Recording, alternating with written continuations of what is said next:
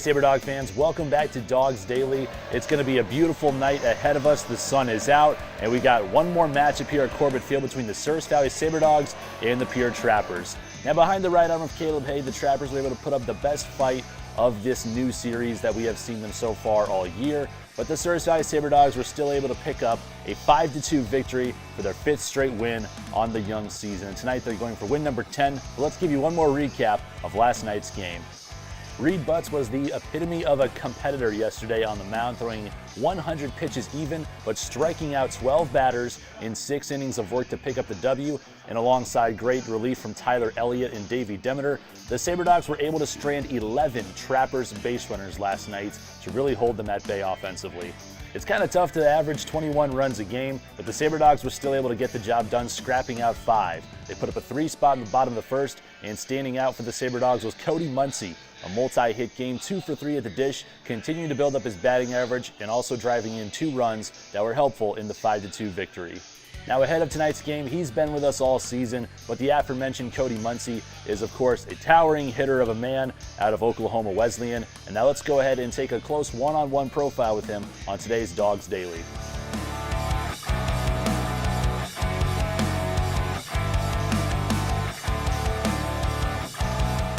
Back here on Dogs Daily, and today joining us on the program, one of the biggest hitters, not just on the team, but perhaps the biggest guy in the whole league. It's Cody Muncy, coming off an absolute standout year at the NAI level at Oklahoma Wesleyan, and we're sure happy to have some time spent with him here in the Magic City. Cody, thanks for your time today, man. Yeah, thank you. Thanks, y'all. So definitely, as this season's carried on, you might have one of the most impressive spray charts on the team, but also, again, just a powerful swing, really shooting the ball to all levels of the field. But even beyond that, you're showing us you got a little bit of speed as well as some fielding ability in the outfield. So just kind of tell us, what kind of brought you to Magic City? This is going to be your second time playing under Coach Kieran. Yeah, Coach Kieran called me, asked me to come up and play. It's an opportunity for me, so I was like, yeah, absolutely. Came up here. Never played outfield in my life before, so it's something new. I enjoy it. I don't get to show my speed off at school very often, so I got to do it here in the summer league. And yeah, the spray chart wise, like I've always lived oppo. I can pull the ball to right field if I want to, but I just try to spray the middle of the field. Yeah, definitely. So big, strong guy, but showing that you got more talents elsewhere. And a big game yesterday helping us beat the Pierre Trappers, but a bigger day for you as well. Voted to the NAI All-American team, so that's got to be a huge accomplishment. But again, you had a huge career that will definitely go down as one of the best in Eagles baseball history at Oklahoma Wesleyan. Just tell us about your college days playing under Coach Kelly. Yeah, playing under Coach Kelly, he's a great man. It's a great team, great atmosphere everywhere around. He lets you be yourself, lets you go out and handle your business, and treats you like a grown man, which helped out a lot completely. And yeah, last year, well, not this past season, the year before, had a great season. This year had a pretty good season, but overall it was a great time. Ball flies at Oklahoma. It's fun. Absolutely. And talking about being treated like a grown man too, looking like a grown man among boys, but you definitely got a big chapter coming up in your life very soon that will be a first among many of these guys in this team. You're getting ready for a marriage, so definitely that's really cool to see. Tell us again just kind of how you're preparing for that chapter of your life soon. Yeah, it's coming up quicker than I thought. Like, it's time's flying by. We planned it 7-8 months back, like starting a wedding plan, and it's here already. So 3 weeks from now, I'll be walking down the aisle with my wife, and just can't wait. It's absolutely going to be wonderful. Awesome. What's her name, man? Gracie. Gracie is her name. Gracie. We'll see. Well, good luck to you and Gracie as well. But again, I want to thank you for your time here in Minot, and hoping forward for more great things, hopefully coming up for you soon baseball-wise as well, and for what you're going to do is still in the powder blue. Anything else you want to add? It's a good W tonight. That's all I got. There we go. We'll look forward back to Cody Muncy back in the lineup tonight for the Souris Valley Sabre Dogs. Cody, thank you for your time. Yeah, thank you.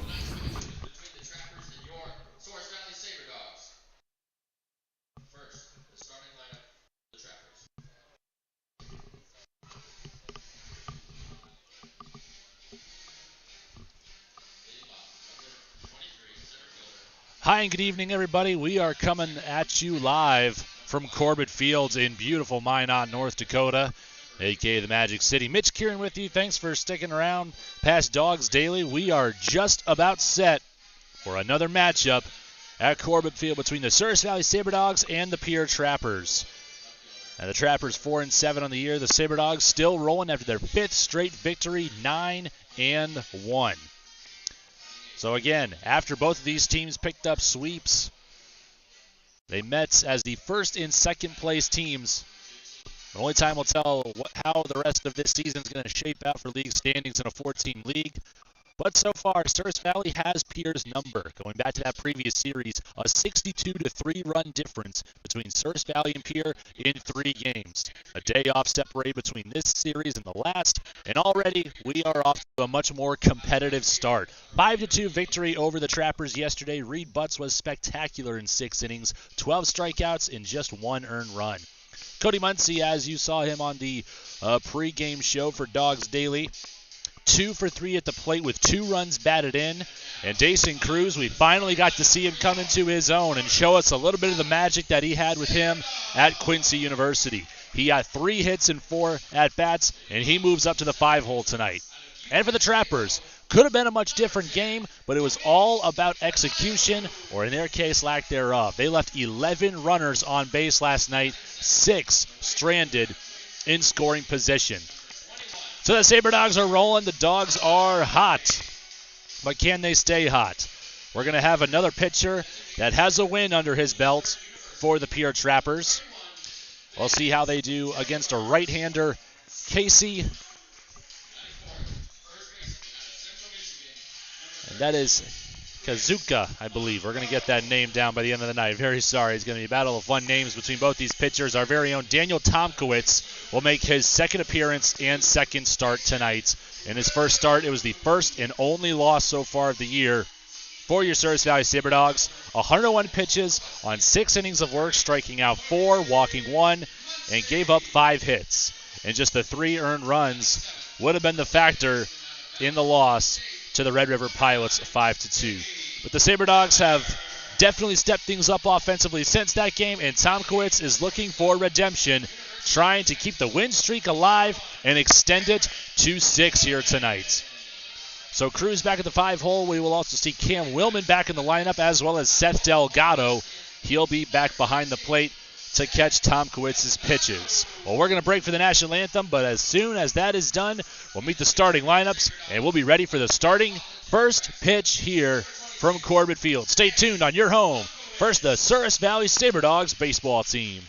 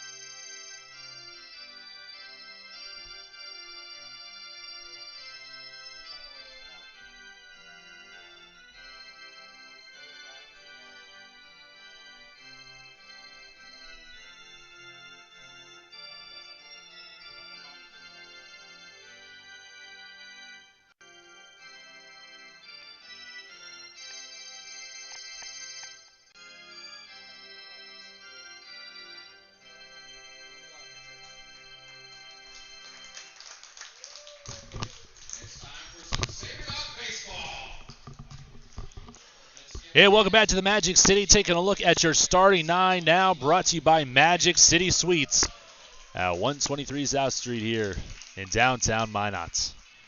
We'll have Noah McCreary leading things off, followed by CJ Kumbo batting second. Colby Rich finds himself in the 3-hole tonight. Will Hawk at the cleanup spot. Andrew Beavers batting 5th. Trevor Seagraves batting 6th and left. Batting 7th at DH, Colton Yanish. In the 8-hole, Carson Trumpold. And rounding out the lineup, Preston Lau. And once again on the bump, Mr. Daniel Tomkowitz, his second appearance in his second start tonight. And we are looking forward to seeing what Tomkowitz can bring on the bump tonight. He had a tremendous all-conference season out of the KCAC out of a good NAIA program at York in Nebraska. He hails from Port Orchard, Washington. In college, he had a 2.81 ERA through 64 innings pitched, struck out 82 batters, and walked just 36. So again, the Pilots, they got hot for their home opener at Kraft Stadium in Grand Forks. And as you see those stats there, not Tomkowitz's night, but tonight is the night for redemption for Mr. Daniel Tomkowitz. So these Pierre Trappers, they came to the Magic City looking pretty good. Bancroft Memorial Park, home of the North Iowa Raging Roosters, was good to them.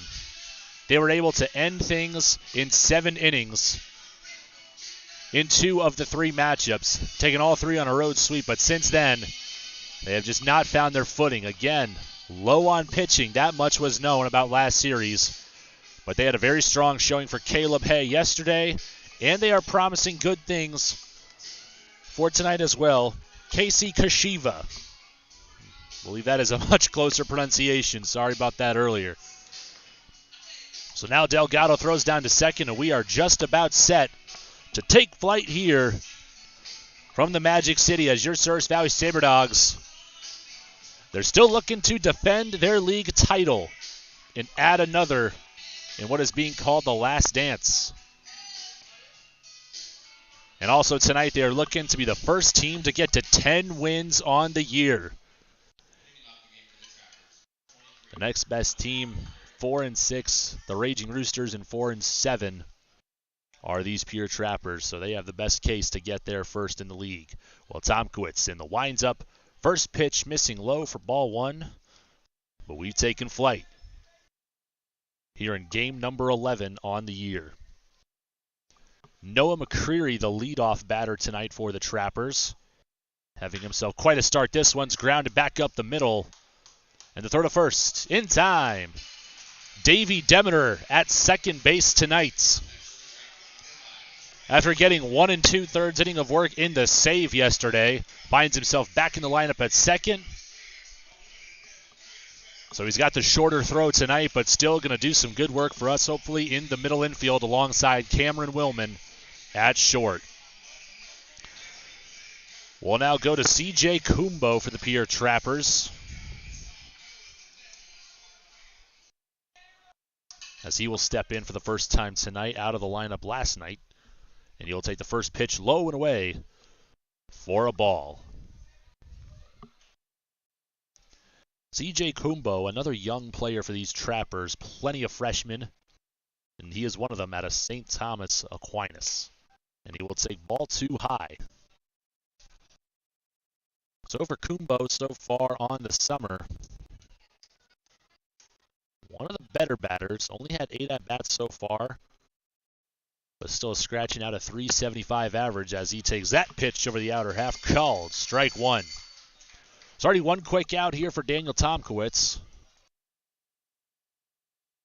The game was tough from the get-go at Red River, but he was still able to weather the storm early, and he still got 6 complete. He jams Kumbo on a grounder to Willman. On the run, a beautiful play by the shortstop Cameron Willman out of New Mexico.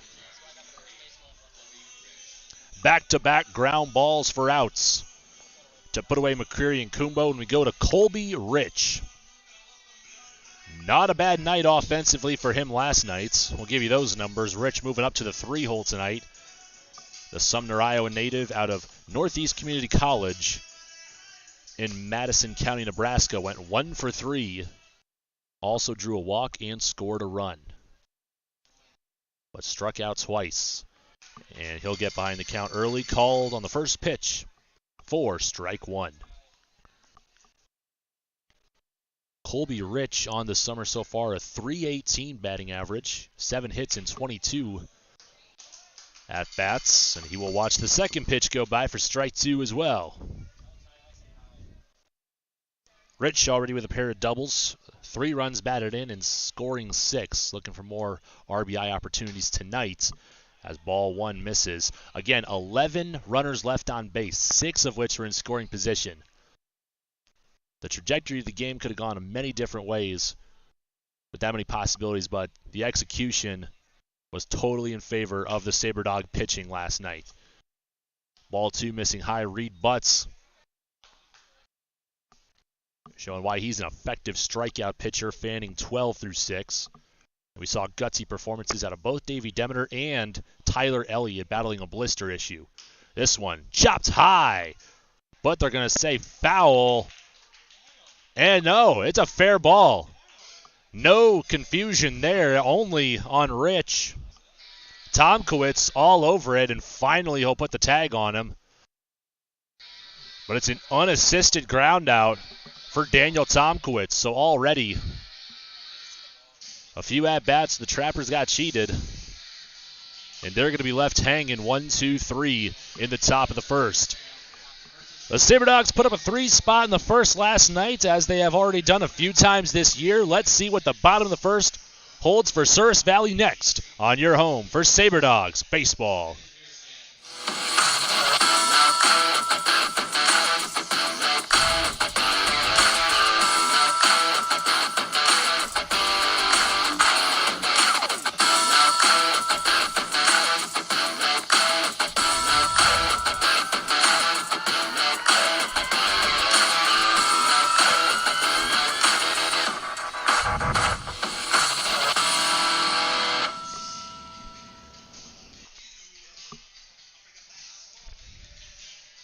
Taking a look now at your Sabre Dogs starting 9, brought to you by Magic City Hoagies for the best darn hoagies in Minot. Leading off, Luis Palayo, batting second, the leading batter for the Sabre Dogs, Hunter Delanoy. Batting third, Ben Newbert. In the cleanup spot, once again, Chris Monroe. Batting fifth, Dason Cruz. Batting sixth, today's player profile on Dogs Daily, Mr. Cody Muncy. Batting seventh, Davey Demeter. Batting eighth, Cameron Willman. And in the 9 hole, the catcher, Seth Delgado. And now you see him warming up. Casey Kashiva, a right-hander out of Fort Collins, Colorado, just finished his senior year at Clark University in Dubuque, Iowa. Standing at 6 feet tall, just under 200 pounds. He'll be pitching to Carson Trumpold tonight. And here comes Luis Palayo. Kind of hard to point out that he's 8th on the team in batting average when he's batting .395, and he has been perhaps the biggest contributor to getting us into winning situations in that leadoff role. He's doing his job and doing it well so far all summer long. Has not exactly had an off night. The first pitch from Kashiva is going to miss outside for ball 1. He's going from the windup. Here's the second offering. Fastball called in the black for strike 1. So Kashiva, so far through the summer, he won his first start, making his 3rd appearance and 2nd start here tonight. 8 innings of work, finally getting that one to the plate for ball 2. In that start against North Iowa, he gave up 5 hits, walked 10, and gave up 5 earned runs, though he struck out 5, and opposing hitters did only collectively hit 179 against him. But this one is sky, deep to center field, but on the run, Noah McCreary. One heck of a catch. Out number 1 goes down Palayo. Well, that ball looked good off the bat, might have just gotten under it. Still carried. Not a bad night for some baseball, sitting at 74 degrees. It was a bit hot earlier, but now some clouds have rolled in. No rain in the forecast. Just a slight breezy wind blowing out towards left center. Hunter Delanoy on the first pitch gets fooled. Gets the bat hit around, called on a swing and a miss for strike 1. Now Hunter Delanoy, as you saw, his batting average, .550. He has been impressive through 6 games. His first game, a bit off, went 0-4, but still, Coach Kieran had faith in one of Wayne State's best, keeping him at the top of the lineup. Watch his strike 2 go by, but since then, he has been electric. .550 batting average and an on-base of .643. The 0-2. Delanoy gets sat down on 3 pitches. Did not like that last pitch. But just off the plate, but with 2 strikes, Kashiva executes, and he gets his 2nd out. It's up to Ben Newber to get things started here for the Sabre Dogs in the first inning, trying to prevent back-to-back 1-2-3 innings in the first two frames. This first pitch missing inside for ball one. Ben Newbert, so far, apart from his one-off day, has been the everyday three-hitter for the Souris Valley Sabre Dogs. This one's hit high, but he just got under it. It looked good off the bat, but again, just missed it. Newbert flies out to straightaway left center field, and that is going to do it. Kashiva retires the side in order for the Sabre Dogs in the first. Top of the second coming up. We're still scoreless on your home for Sabre Dogs baseball. We all protect what we love. It's instinct. We do everything we can to keep our loved ones safe, and they do everything to keep us safe. Seatbelts save lives. It's an indisputable fact, and buckling up is something we all can do. Buckle up, Dad. Seatbelts save lives. Buckle up. Every trip, every time. Brought to you by the North Dakota Department of Transportation through Vision Zero. Welcome back to the Magic City. Between Tomkowitz and Kashiva, we have only seen 20 pitches thrown so far this game. Much bigger than the breeze of wind we're seeing here tonight. We breezed through that first inning. Tomkowitz only throwing 11. Kashiva retiring the first three Sabre Dog batters on 9 pitches. Still looking for our first base runner here. The Trappers sending Will Hawk, their cleanup batter, to the plates, trying to make sure it will be him. But we're going to see here as Hawk waiting to step in. A young drover from the University of Science and Arts of Oklahoma. Also an Oklahoma City native. Tomkowitz back in the windup, and his first offering will be a ball well outside. Well, if you saw it on our Facebook and Twitter, it's White Claw Wednesday. Just $3 White Claws at the ballpark tonight. So for those of you tuning in, if any of you are here, head over to the beer garden. Got another good deal for you tonight. Second pitch just missing. Trying to paint the corner, but missing for ball two. And that Sabre Dog dugout not happy with that call. It's a 2-0 count and a hitter's count for a guy with a lot of pop. The 2-0. Fastball called late for strike one. Had to think about it. Not a bad spot by any means. Hoping for a little more decisiveness. A 2-1 count. Tomkowitz will tie this one up as the foul ball gets sent straight to the Pierre dugout. It's strike two on the foul tip. So Will Hawk, only .250 average so far in the summer through 20 at-bats. But again, a hitter not to take lightly. Finds ways on base. He scored 5. He gets on half the time at 500 OBP.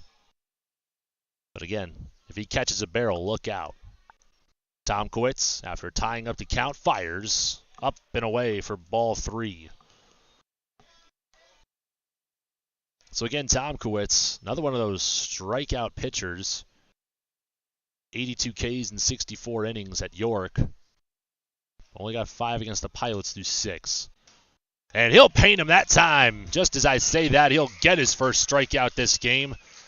And a great pitch on the outer half for full count.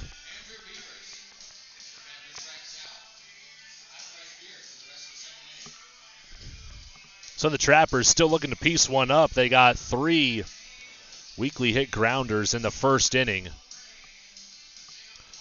So far, we're really waiting to see the first batter square one up here tonight as Andrew Beaver steps in. He's going to try to make that him. He'll take the first pitch low and away. He is tonight's honorary beer batter. All games but one so far, it has been the 5-hitter. And that's where Beavers finds himself in the at-bat. So not only is he trying not to strike out, but he's trying to get on base.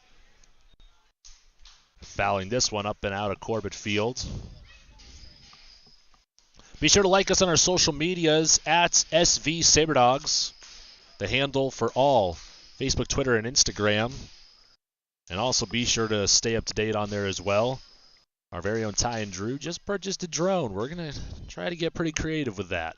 The 1-1. Beavers pops up. This one's fair. And in the infield, and Dayson Cruz, no problem with it, calls for it quickly and makes the grab for out number 2. After the P5 puts away Beavers, we go to Trevor Seagraves. Batting 6th tonight, the left fielder. Primarily an infielder out of OUAZ. Plenty of trappers from the Spirit. Seagraves, a .273 hitter so far on the summer, as we're starting to see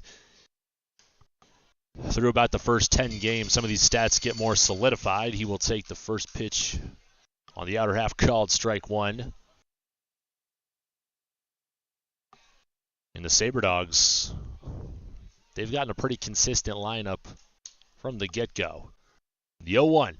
That one missing for ball 1. When I mean that, Luis Pelayo, almost a guarantee he's the one hitter. So far, Illinois, apart from Pelayo's day off, has been the 2-hitter. And likewise for Newbert in the 3-hole. And Monroe the past 9 games. Batting cleanup.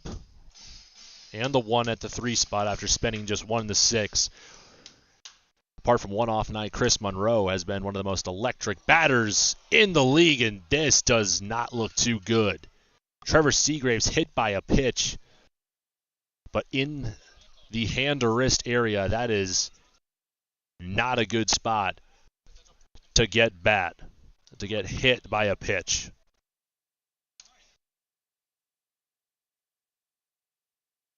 You hate to see that happen. Seagraves is going to take a moment here. Let's just take a quick injury timeout.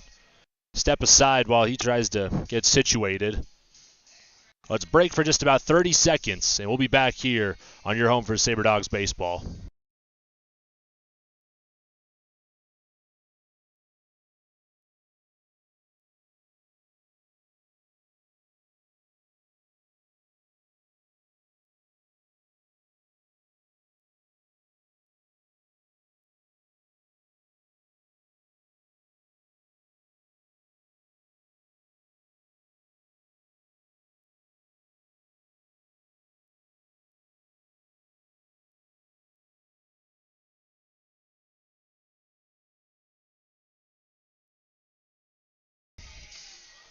Welcome back to Corbett Field. Seagraves indeed will be on first. In the midst of the injury timeout, Coach Kieran wanting to see any appeal if it got him on the bat as well. We had a similar situation with Chris Monroe. He indeed said it did hit his hand, but it looked nowhere near as painful as that one did for Seagraves. Colton Yanish, a big swing and a miss on the first pitch of his first at-bat tonight. Got a start on the mound in the first series against the SaberDogs this past weekend.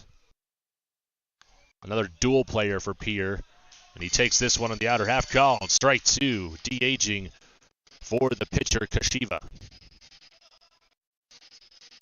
Yanish, a freshman out of Illinois Valley Community College, trying to get another base runner here for Pierre. Tom quits with the 0-2. Swing and a miss. 3 pitches, 3 strikes. See ya. That's out number 3. No runs on no hits. 1 runner left on base. And Tomkowitz leaves the Trapper scoreless, as well as the game as we head to the bottom of the second. SaberDogs trying to crack the goose egg next on your home for SaberDogs baseball. With a stay at Minot's Comfort Inn and Suites, you'll be within reach of some of the best summer spots in the Magic City, including the Dakota Square Mall, Minot State University, the North Dakota State Fairgrounds, and of course, Corbett Field, the home of the Souris Valley SaberDogs. When you book your stay, enjoy complimentary Wi-Fi, indoor pool, spa tub, fitness center, complete with great rooms available. Located at 3420 South Broadway. Book today by calling 701-838-5200. Comfort Inn and Suites, the official hotel service of the Souris Valley SaberDogs. Welcome back to Corbett Field. We got the mini car races going on now. Love to see all these great promotions here at Corbett Field. So, again, we thank you for tuning in to all these broadcasts. The viewing numbers have been tremendous, but got to at least get one game or get a few here in the Magic City. We're starting to see a lot of fun events here, just apart from the good baseball as well.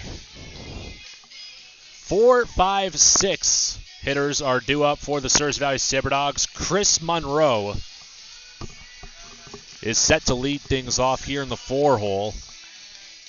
And yesterday, really just his first off day that we've seen from him at Corbett Fields. 0 for 4 day, but his numbers are still looking very attractive so far in the early going at it here. 40 at-bats and 16 base hits, 3 of which are for doubles, 1 triple, and 4 home runs, and also an accompanying 17 RBIs to lead the team. So Chris Monroe showing he's for real. A guy that thrives in summer ball. From a Prospect League All-Star and a Northwoods League All-Star as well. And again, we're seeing a big factor here. But it's not going to play an effect on this at-bat. Monroe wears the first pitch. And unlike the one I mentioned before with that former hand injury, no doubt about this one. So again, we saw the big shift to the left side of the field for Monroe, and they're going to do the same thing for Dason Cruz. Well, now, actually, Andrew Beaver's going to retreat the shortstop. They're taking the shift off Cruz, but he was another batter yesterday that they tried to get the pull shift on. Shortstop playing a bit of a rover position. The one time they got him out would have been a good grounder for a hit. But then Cruz is able to break the shift for the rest of the Knights. They're not going to show it here in his first at-bat as he takes ball 1. Second pitch. Up and in for ball 2. Cruz with a hitter's count. Let's hope he can find a good pitch to drive here. We got to saw a glimpse of what he's capable of at the dish. A very solid hitter out of Quincy. Now reconstructing his batting average up to .333 after what was just his 3rd game. It's ball 3 for Cruz. Gotta assume he's taking it here. And he will. He'll try to dodge that one. Fastball in, but still finding a way in the zone for strike 1. So again, Cruz at a Quincy University put up some very good numbers. This next pitch lined. A very tough break there. Cruz got around that one and ropes it right at the first baseman, Will Hawk. And then the double play to put away Chris Monroe. Just nothing Monroe could have done about that one. With his secondary lead.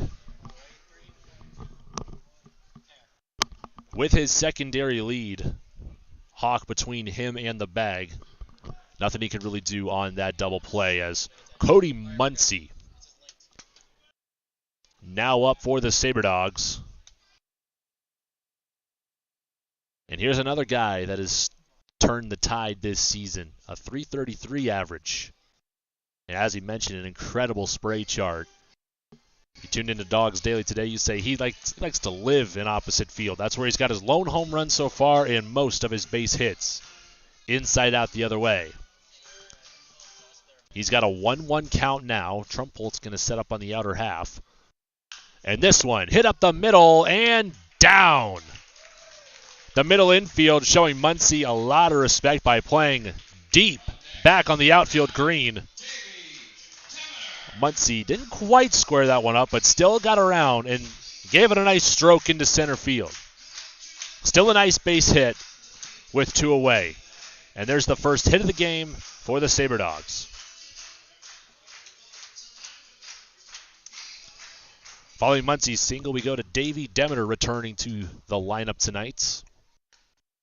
This first pitch to him will be low and away for ball 1. Demeter was a top 10 in the NAIA in saves at VCSU, and he got his first one on the summer last night. A great dual player for the Sabre Dogs. The 1-0 popped him up to the left side. Hopefully this one will drift out of play, but Rich is going to fight for it. But he'll have to sit back and watch it go into the patio section. A long and high strike one. So again, Davey Demeter, the days he's not batting, he is pitching in relief for the Sabre Dogs. It's a darn good one at that. Throws the ball hard, and he's got a .407 average. He's fitting in just nicely here for the Sabre Dogs. Takes a big swing and a miss. The throw back to first just gets knocked down by Hawk. A good pop-up by Carson Trumple behind the dish. The throw left Hawk diving for it, however. So they just couldn't make the grab here. It was strike two on the pitch. A big swing and a miss from Demeter. And now he's got a battle up here behind in the count 1-2. Kashiva. On the stretch, an early steal from Muncy. Check out the base running ability on Cody Muncy. That is his third stolen base on the year. Caught not just Kashiva, but the whole Trappers defense and dugout napping. That's an early steal worked to perfection. After ball two, the count gets back to even. Deuces across the scoreboard as Demeter ropes this one down the line. It's fair! And Muncy's going to get on his horse around third. And we have our first lead of the game. Demeter racing to second. And it's an RBI double. Ropes that ground ball past Rich down the line. We've already seen that a time or two this season from Demeter. He's been getting a lot of pitches up and in the zone on that at bat, and that time he hit it perfectly. A great dive from Rich, but just couldn't reach it. We'll move right along now to the eighth batter, Cameron Willman. First pitch from Kashiva, missing well outside for ball one. So Cameron Willman also another player who's found success in summer ball in North Dakota. Last year, one of the better infielders and bats for the Bismarck Larks. But now we got him up here in the Magic City this summer. And he'll take ball two inside. Cam Willman had himself a heck of a debut, driving in multiple runs. Also got a double. He's been great in the field so far defensively, but batting .222. He's still looking to get things going offensively. But he lines this one directly at Andrew Beavers at shortstop. Another tough offensive break for Cam Willman, but not a bad batted ball at all. That was kind of tough to say. So Beavers will put away Willman, and that'll be the third and final out.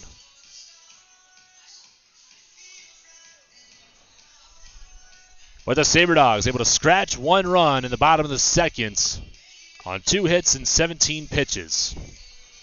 When we come back, time of the third inning, it's Souris Valley 1, Pierre nothing on your home for Sabre Dogs baseball.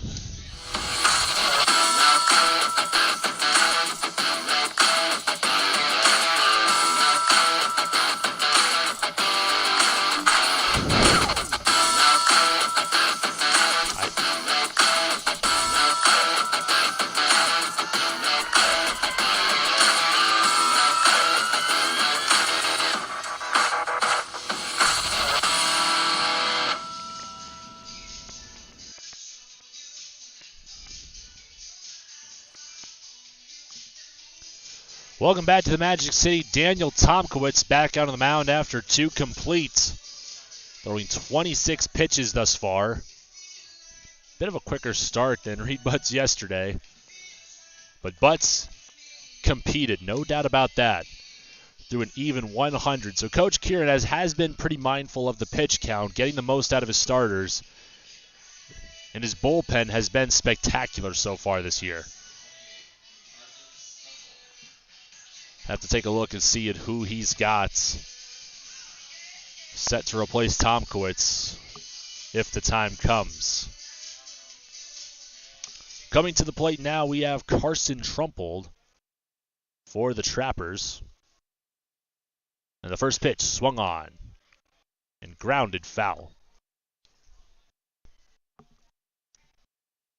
Once again, we want to thank First Western Bank and Trust for being our official sponsor of the broadcasting booth. We're coming at you live from at Corbett Fields, plus the official sponsor of all of our content from these games to Dogs Daily. Strike 2 called on the low outside corner. See where Tomkowitz offers up Trumpold next. Well ahead in the count. Third pitch of the at-bat gets him out in front. Swung on and missed for strike 3. First out of the inning as Trumpold gets retired. And we're now at the 9-hitter for Pierre, Preston Lau.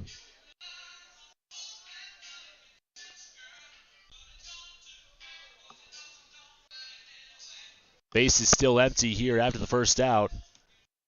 And Tomkowitz from the windup showing bunt. This one's popped up. Delgado with the dive. Deep in the backstop, but just couldn't get to it.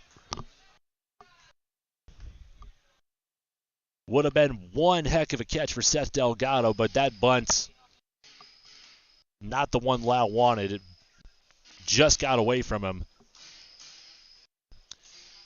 And he's got a second life here.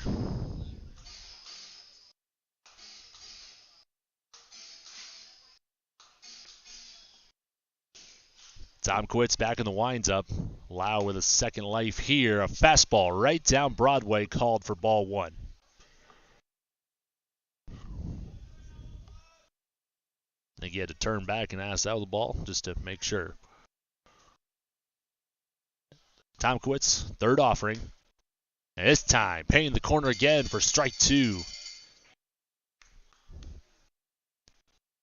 Tomkowitz still looking for his second out here. We saw 2 hits, both coming from the Sabre Dogs after a bit of a slow start. 1 run, and this one, Lau's going to wear it on the backside for a hit by pitch, and it's another 1-out base runner for Pierre here in the 3rd inning. Noah McCreary steps back up to the plate. 0 for 1 his first trip. But McCreary was an eagle eye yesterday, finding his way on base 4 times. He went 1 for 2 in the 2-hole, and he drew 3 walks, scoring the first run of the game for the Trappers. So McCreary looking for that same success to get back on base here tonight. Ball 1 missing low and inside. And it would have ended in a 5-1 contest, not for the dramatic finish. Anthony Barraza, the last batter of the game, cranked out a double that burned Luis Pelayo in center field, which allowed 1 run to score, but then Barraza tried to leg it out for a triple in a beautiful relay from Pelayo to Cruz. Swing and a miss on the second pitch there. And they threw Barraza out at third to end the game. So pretty exciting fashion. Also saw some nice defense for Souris Valley. Another quick pick move for Tomkowitz. Not his best showing, but I think he's just trying to hold Lau there at first. Also saw one of the best defensive plays by Jake Barlow on a hit that would have been through up the middle. He's able to get the glove on and make the throw from where Cam Willman's standing and still get the out of first base. We've seen already a handful of web gems from Jake Barlow this year. That last pitch, a foul tip. Not a wild one, just couldn't quite hear the connection from up here. But it's 1-2 for Daniel Tomkowitz. Up in the count. Lau gave a little bit of a twitch there, trying to mimic an early takeoff to second, drawing another throw from Tomkowitz. Back in the stretch with the 1-2 Delgado on the outer half, painted for strike 3.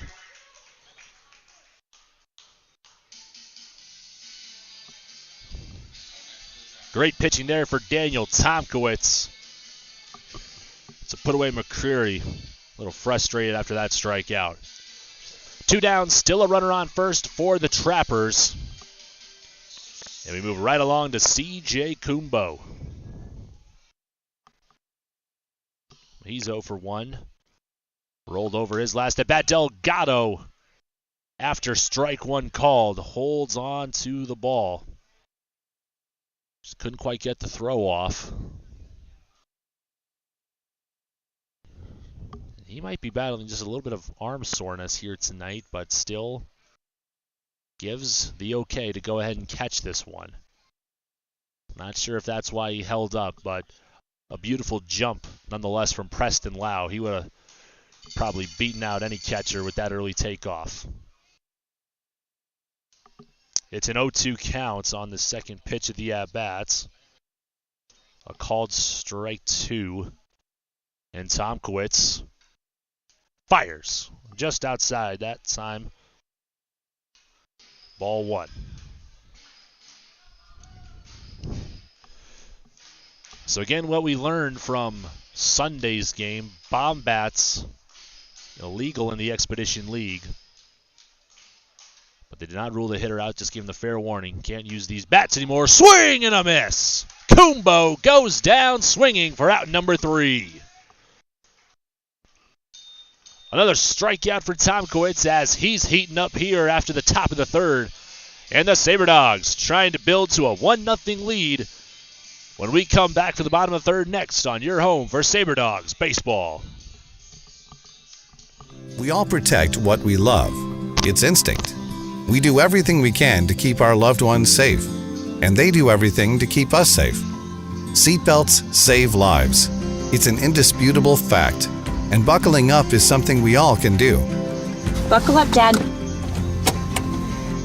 Seatbelts save lives. Buckle up. Every trip, every time. Brought to you by the North Dakota Department of Transportation through Vision Zero.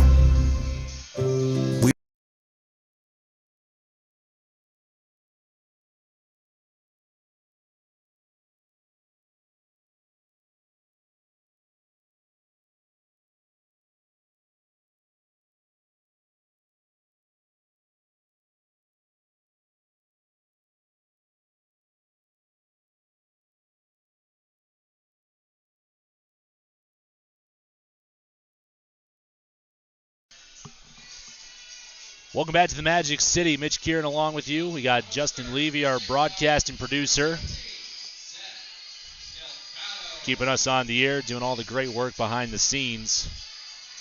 Yeah, we got 9-1-2 due up for the Sabre Dogs. Kashiva with the first pitch. Called for strike 1. Paying nicely on the outer half, Seth Delgado. Pretty solid start offensively so far. And the second one. Nice slider. Kashiv, after giving up the first run of the game, he's looking for a quick turnaround already. Getting up well in the count to Delgado. A .444 batting average. The 0-2, and he'll wear this one on the back. Seth Delgado, that is his 4th, maybe his 5th hit by pitch so far on the season. Chucks the bat down. I think that just might be out of pain at this point. That's already 5 hit by pitches on the season. A tough break there for Kashiva, well ahead in the count, 0-2. Just missing on that release. We'll now go back to the top of the order for Luis Pelayo. The pick moved to first, not in time.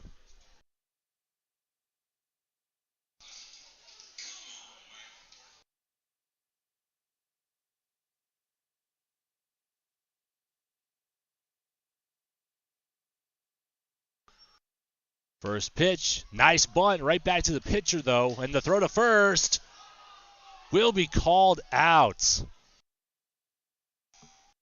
Dugout saying he might have got the bag, but Will Hawk makes the nice stretch and keeps the cleat on first base for out number 1. So Pelayo gets the job done on a sac bunt.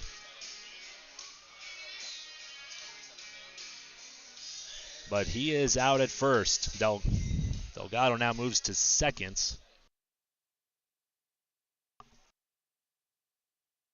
And Hunter Delanoy steps up to the plate. Hits this one into right, and it's down! Delgado rounding third. The throw to the plate. This one might be close, but it's cut off by Will Hawk. And a clean RBI single to Hunter Delanoy. He has been on fire. First pitch of the at-bat, gets one he likes, and an easy, breezy rope into right fields. He has lived for those line drives into right so far. That's got to be the majority of his hits. So Delanoy gets another RBI here, and it's 2-0 for Souris Valley. Kashiva looking for out number 2 here with a runner on first. And ball 1 misses. Riding the chalk inside for ball 1.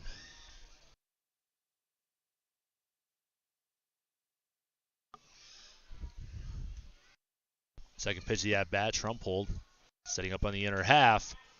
They call for a runner early this time, but Delanoy just takes a few hard steps and will retreat to first. And ball 2. Again, another pitch high and in.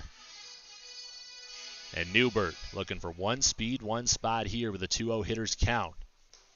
This one inside for ball 3. Backed off the plate again. Already one hit batter, and a few of those pitches missing in again for Kashiva. The 3-0 swung on, popped him up, and foul. So not sure Newbert got the green light, but the 2-0 lead. Still early in the ball game. The unspoken rule on 3-0, you just take. You're way up in the count. But Newbert, now he's got a comfortable 3-1 count here. Still looking for his pitch to drive.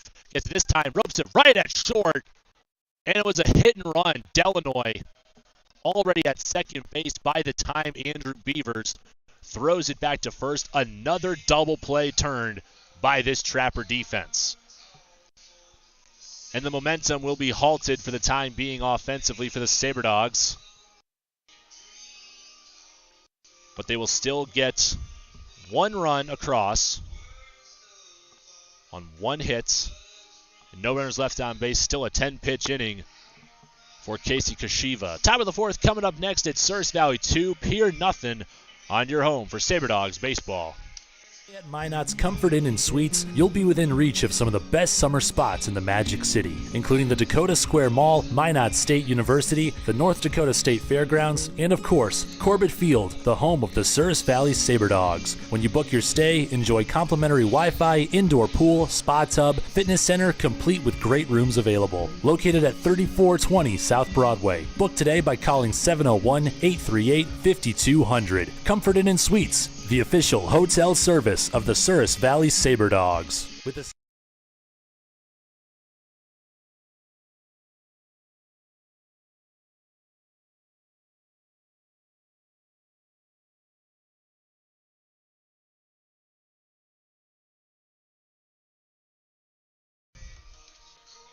Welcome back to the Magic City. Daniel Tomkowitz, 41 pitches through 3 innings of work so far, but he has been solid. He's plunked 2 batters, still not giving up any hits, and 5 strikeouts through 11 faced. Again, Coach Kieran recruiting pitchers are able to really crank up strikeouts through more innings pitched. At least that is what it reads from the spring, and that's carrying over to the summer.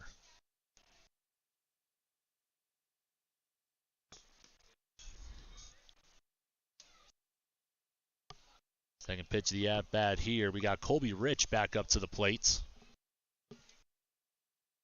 Tomkowitz fires. Nice soft speed right there, breaking below the letters for a strike.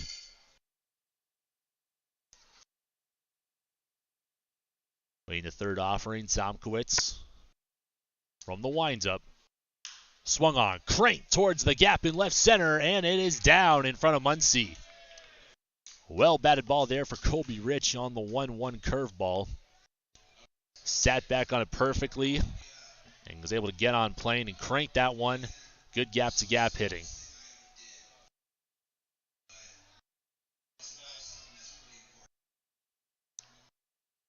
And now Will Hawk will step in with a runner on first, no outs. Currently standing as the tying run for the Trappers. Tomkowitz, first pitch of the at-bat, fastball on the black, called for strike one.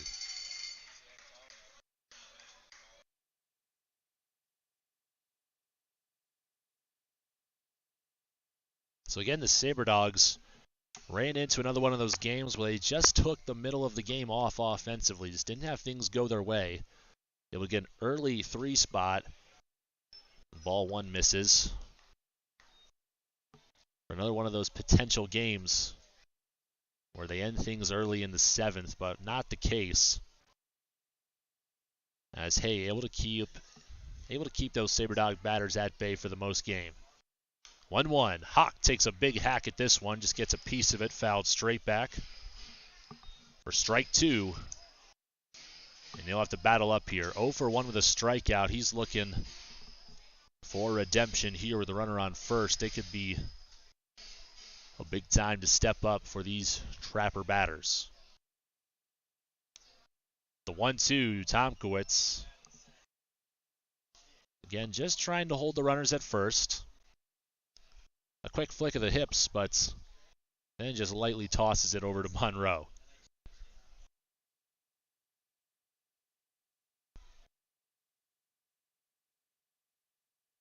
The 1-2. And that one missing high for ball two.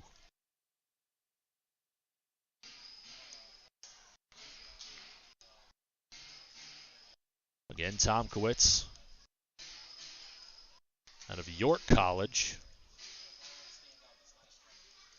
Another NAIA standout program. Swing and a miss. Strike three. And out number one as the beer batter returns to the plate.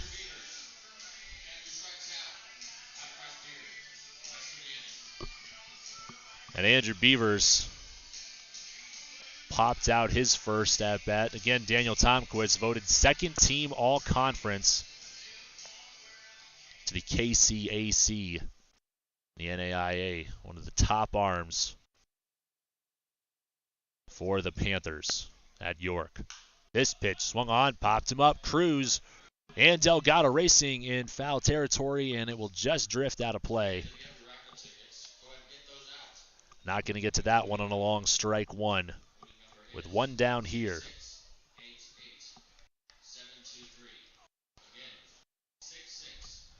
Again, Tomkowitz, a very impressive ERA at 2.81, 82 Ks in 64 innings pitched. And he just got his sixth here through 3 1/3. He'll reset here. Gets ahead in the count early again. This one grounded, and Cruz throws up the glove, trying to go after a chopped grounder. If that one was fair, that'd have been trouble because it clearly just one hop and well over him on the bounce, but it goes foul. Instead, it's a long strike two.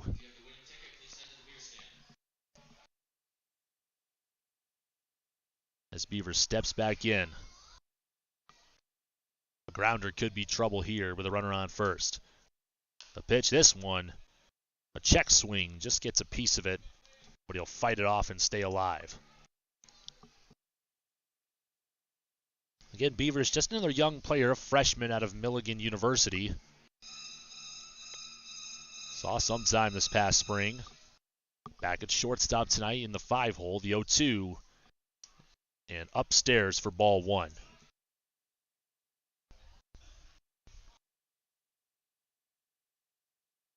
I'd like to thank Mom and Grandma back home for tuning into this one.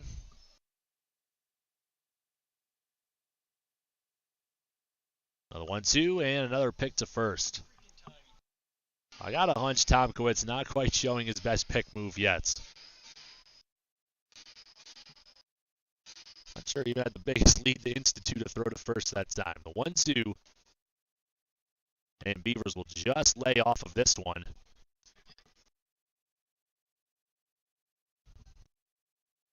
It's ball 2 missing away. So again, this is the last time for a while we'll see the Trappers at Corbett Field. This one hit well the other way, and it falls down in shallow right. Demeter will get to it along the line. A nice 2-strike single. An opposite field hit for Andrew Beavers. We now got runners on first and second for Pierre. And less than 2 outs. The go-ahead run now steps in the form of Trevor Seagraves.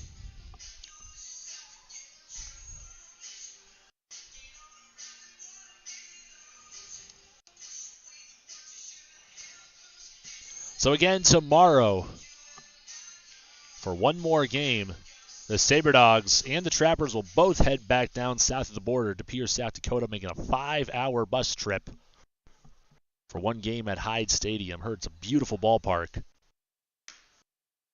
Can't wait to take a look at the broadcast tomorrow. That pitch missing low and away for ball 1. And now Coach Kieran not quite seeing something he's liking out there, so he'll head out to the mound. So again, just the one game at Pierre. Maybe a trip back home will turn the fortunes a bit for the Trappers, but we still got a lot of baseball game left here. We're just 1 out into the top of the first. Runners on first and second. Still just 1 out, and the Sabre Dogs still on top 2-0.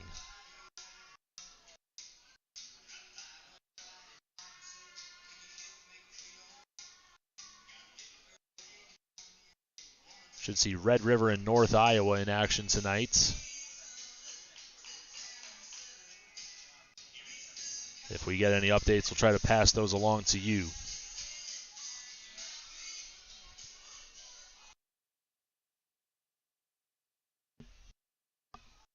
.1-0 count currently for Seagraves. Tomkowitz from the stretch. Swing and a miss on a pitch up in the zone for strike 1 to get back to even.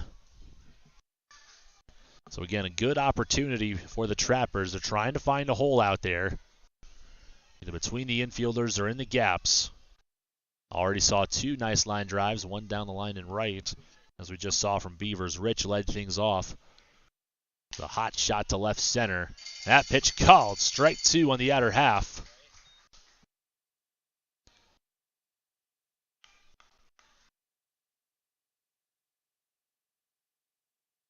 And Seagraves will step back in here. Now down to the count 1-2. A grounder right at a guy. That could be trouble again with a force at any bag. And the pitch. Popped him up. It's going past the infield, though. It could be trouble. Pelayo on the run with a beautiful grab. Looked like a dangerous spot as Demeter is racing back, trying to find the baseball. Pelayo's racing in. Definitely his ball to get as he's coming forward. Demeter would add a much more difficult grab, but nothing to take away from Pelayo. Racing all the way in. A nice play for out number 2.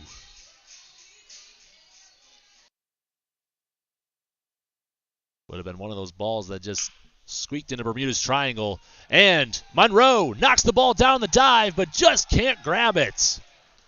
It's an infield single on the first pitch of the at-bat for Colton Yanish. It was heading towards the gap. Chris Monroe with a 6'5" frame and holds on. They're calling him out. They're saying Yanish might not have stepped on the bag, but rather over it. So that is a tough base running error to halt things for the Trappers. They leave 2 runners stranded in scoring position. That is tough. The Trappers, after getting 2 hits on 19 pitches from Tomkowitz, are still going to be held scoreless after the top of the 4th inning. And the Sabre Dogs are going to try to build to a 2-0 lead when we come back. Bottom of the fourth next on your home for Sabre Dogs Baseball. Everything we can to keep our loved ones safe, and they do everything to keep us safe. Seatbelts save lives. It's an indisputable fact, and buckling up is something we all can do. Buckle up, Dad. Seatbelts save lives. Buckle up. Every trip, every time. Brought to you by the North Dakota Department of Transportation through Vision Zero. We all protect what we love. It's instinct. We do everything we can to keep our loved ones safe, and they do everything to keep us safe. Seatbelts save lives. It's an indisputable fact, and buckling up is something we all can do. Buckle up, Dad. Seatbelts save lives. Buckle up. Every trip, every time. Brought to you by the North Dakota Department of Transportation through Vision Zero. Welcome back to the Magic City, the Sabre Dogs. Set to lead things off here, 4, 5, 6. The heart of the order due up here. And plenty of strong bats, Monroe, Cruz, and Muncy. Going to lead things off here. And so far, Chris Monroe stepping in, only seeing one pitch, hitting him in the side. So he's still looking for his first pitch to drive here. And again, another factor from this Pierre defense, the shift in full effect on a few hand-picked batters. So the second baseman becomes another shortstop. And Beavers is deep in the 5-6 hole, more so in shallow left fields. And Seagraves giving Monroe plenty of respect. He is almost to the warning track out there. First pitch was called ball one. Here's the second on the inner part of the chalk of the batter's box, called for ball two.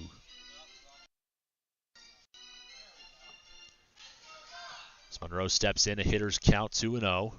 Kashiva from the windup. And this time, a great slider.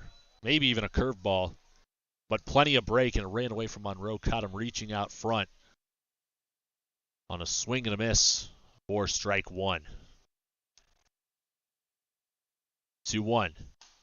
Goes back to the off-speed that time. Missing inside for ball three.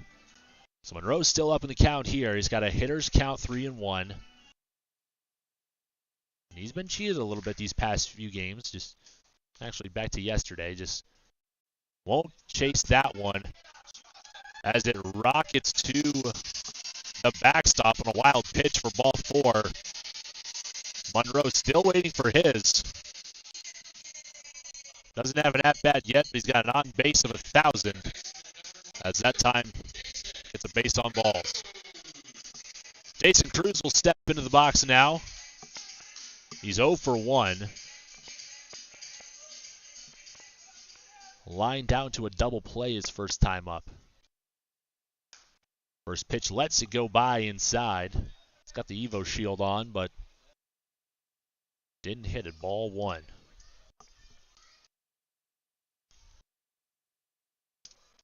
So far, 2 hit batters by Kashiva. There's been a few close calls. Cruz ropes this one into right field. Gets another pitch on the inner half. And he hits it right where it needs to be. Turns on it. The hips first, the hands follow. And that's what you like to see happen. Hit the balls where they're pitched. It's inside pull, outside, go with it. After the single to put Monroe on second and Cruz on first. A first pitch, ball one. Cody Muncy again showing bunt on the first pitch of the at-bat, but pulling back. Coach Kieran relaying a sign from the third base side. 1-0 pitch for Muncy. Goes back to bunt, pulls back. And it's called strike one on the outer half. So Cody Muncy did a little bit of this in his first at-bat. 1 for 1. He then followed up with a line drive to center, but he showed bunt, but then pulled back. See if he'll swing away here with 2 runners on. The 1-1. Gets a pitch just a little bit high. Looked good over the outer half of the plate, but Muncy stays disciplined that time. And he's got a 2-1 count. Trumpold's shading the outer half of the plate. Fourth offering. Muncy rolls this one over to Kumbo. They get Cruz at second and Muncy out at first. A double play. Again, got to give a lot of credit like I did with Red River in the home opening series. They took a lot of hits away and did exactly what they were supposed to in the field. That's what we're also seeing with Pierre. Great defense and doing exactly what they needed to in that situation.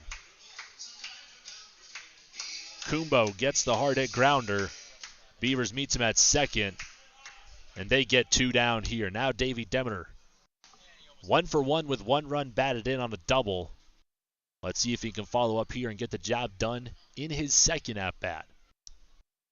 The third run of the game just standing 90 feet away in the form of Chris Monroe at third. And this pitch, the second one of the at-bat, missing for ball 2. A 2-0 count. Demeter again hitting the pitch where it needs to be. Got one up and in. And he hit it sharply on the ground down the line at third. Rich dove and just missed it. But this time a pitch outside, and Demeter takes a big swing at it. Comes up empty-handed for strike one. 2-1. And Kashiva from the stretch. Curveball inside called for strike 2.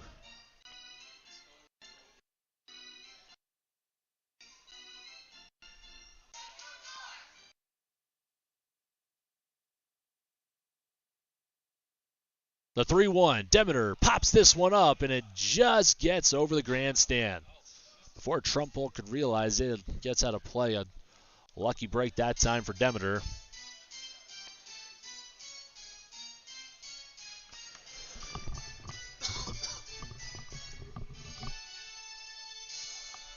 Full count now for Davey Demeter. With the runner at third, and the pitch. High for ball 4. We'll get runners at the corners for Cameron Willman.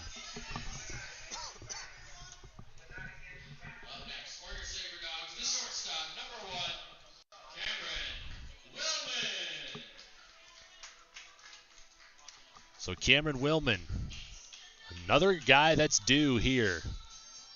0 for 1, coming into this game an average of .222. But he hits good with runners in scoring position. Let's see if that still holds true here. Takes a big swing and a miss at the first pitch up in the zone for strike 1. So again, it'll be pretty interesting to see with the amount of travel that the away teams are going to have to do. That's finally going to catch up with Souris Valley. On the second pitch, Trumpold comes up throwing to second, and they're going to go right back to the plate. Monroe thrown out at home. So again, Kumbo cuts the throw off early, and they get Monroe at the plate. So they let Demeter take second, but they play right into their first and third situation.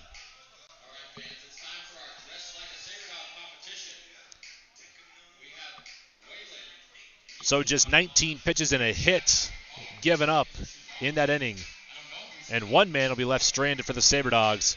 The scoreboard will remain the same heading into the top of the 5th. Souris Valley 2, Pierre nothing on your home for Sabre Dogs baseball.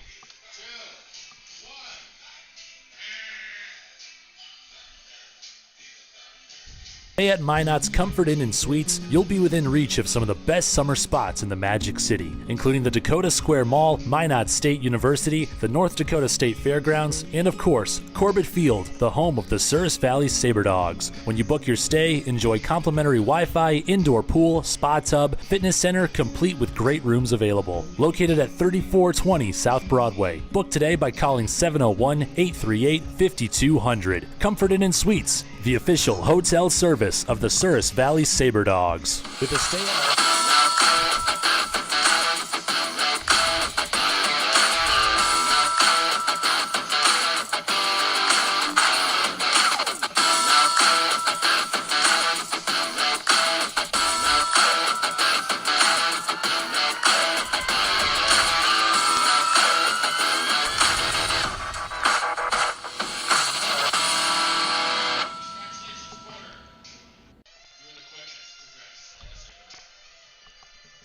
Welcome back to the Magic City. Carson Trumpold set to lead things off for the Trappers here in the 5th. Still a 2-0 contest. Trumpold went down swinging in his first at-bat at this one. Player under Coach Hebiger in the navy and gold for Pierre takes a swing and a miss at this one, but was in the green and gold for Coach Kieran in the spring at Bismarck State College. Coach Kieran, of course, our skipper, assisted by Chris Witzke and Colin Norton. Second pitch, the at-bat called on the outer half for strike 2.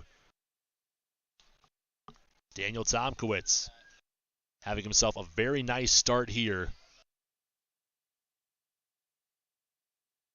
We're going to see a man run out to the dugout for Souris Valley as this pitch will miss in the dirt for ball 1. Looks like Ethan Swanson, so perhaps he might be on standby once he gets loose. Tomkowitz already up to 63 pitches through 4 complete. The 1-2. Called! Strike 3 on the inner half, and Trumpold not happy with the call. Immediately turns around on that one. But it's out number 1, and Preston Lau will step in now. So for the most part, most of our starters have given us 6 innings of strong work. I think the longest game we've seen so far came from Jacob Wesselman on his second win of the season. It was at Kraft Stadium when the Sabre Dogs beat the Pilots 8-4. Tomkowitz trying to join the staff. All others with wins. And this one, ground down the line, just foul. Dacing Cruz able to get the glove on it. Would have been a very difficult throw for him across the diamond, but would have found a way. It's 0-2 now for Preston Lau.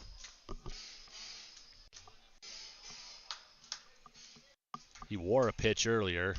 He's looking for his second trip on the base paths. He hits this one rocketing out of play towards the inflatable areas, and now we see a bunch of kids racing towards the game ball in the inflatables. That's pretty fun. Looks like a little girl might have got it. Might be looking for autographs after the game. Lau goes with this one. It's another hit down the line, and foul. Hunter Delanoy having to just hit the brakes, trying to catch that one along the dirt outline. As it just falls in front of him and in front of the bullpen for the Sabre Dogs. Still 0-2. Lau doing a good job staying alive here. And Tomkowitz. Pitch on the inner half, and it just catches him on the jersey. Back-to-back at-bats. And Preston Lau gets free 90s on hit by pitches. Back to the top of the order, Noah McCreary. After a 1-for-2 with 3 walk performance yesterday, steps in 0-for-2.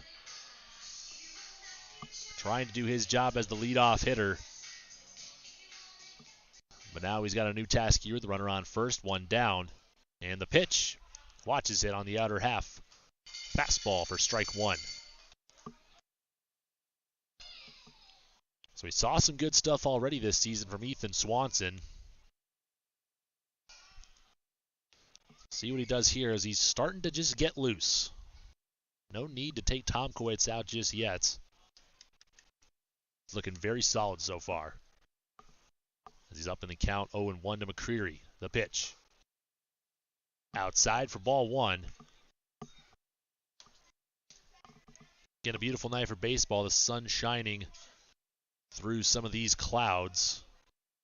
73 degrees. Swing and a miss. Strike 2.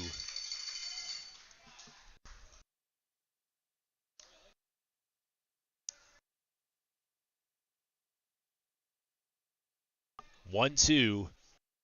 Tomkowitz up in the count. Runner. And this time, a much sharper throw from Tomkowitz. As Lau is dancing towards second base, had quite a healthy lead. Was still able to quickly retreat and beat the pickoff. The 1-2 pitch. Rope towards Monroe. He gets the glove on it, throws to second to Willman, and back to Monroe at first. A double play to retire the Trappers in order. A sharply hit ground ball by Noah McCreary, and Monroe stops it with the backhand. Fantastic defensive play by the Sabre Dogs. And they'll come back to bat in the bottom of the 5th next on your home for Sabre Dogs baseball.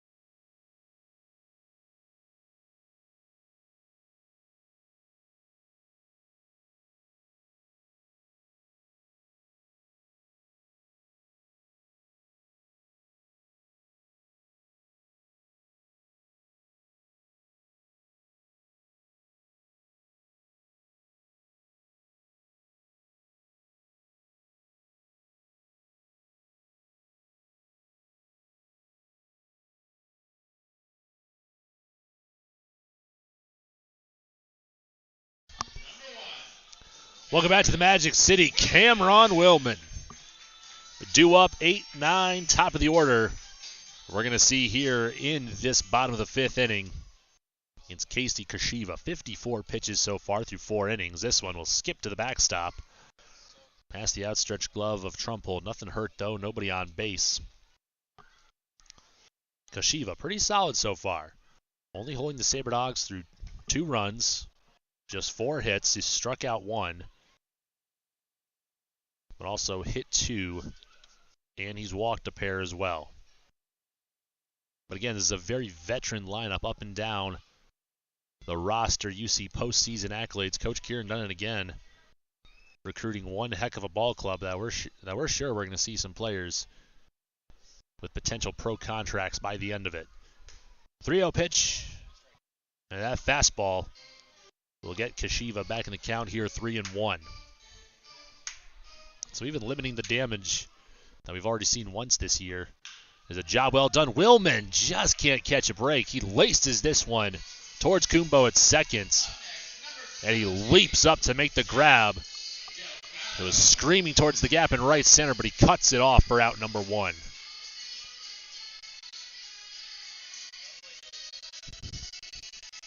We'll go back to the 9-hitter here, Seth Delgado, and he is just waiting for a pitch here. I think he's done wearing them. He is getting a little beat up out there. This one fouled off the other way. So he'll take a hack on the first offering this time from Kashiva. I believe that was just the 2nd pitch he's seen so far. Well, actually, no. I stand corrected. It was 0-2 when he got plunked earlier. And he gets plunked again. This time just tosses the bat aside and heads to first. That's the 3rd hit batter for Kashiva. And I don't know, I thought Seth Delgado, without a doubt, if not the nicest guy in the team. And he has worn 6 pitches for hit by pitches on the season so far. He'll take off for second early, a hit and run chance. But Pelayo fouls it off. So Delgado will retreat to first. With 1 down, Delgado on first, Luis Pelayo steps back in 0 for 1.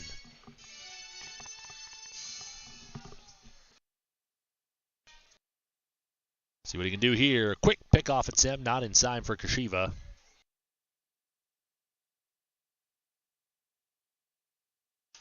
Now I mentioned a very young roster for Pierre, but Casey Kashiva just finished his senior season at Clark University in Dubuque. So both Kashiva and Noah McCreary, upperclassmen at Clark, Played them a few times in college. Always a big challenge. Clark, a very solid baseball program. This one missing outside for ball one.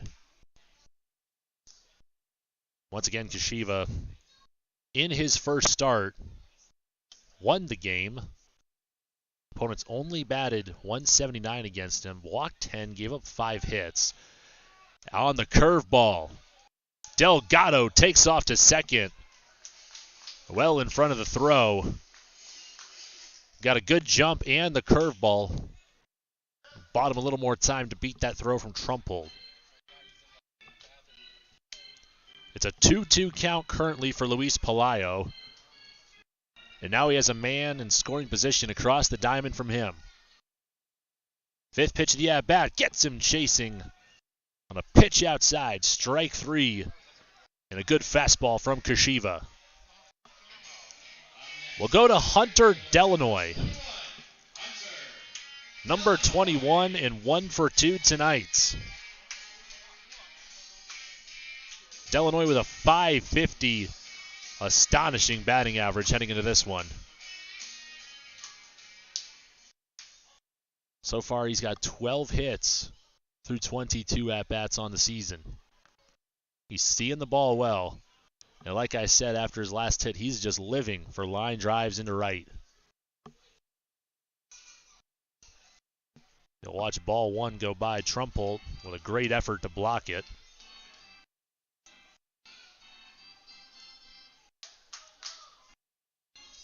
Not much of a shift on Delanoy.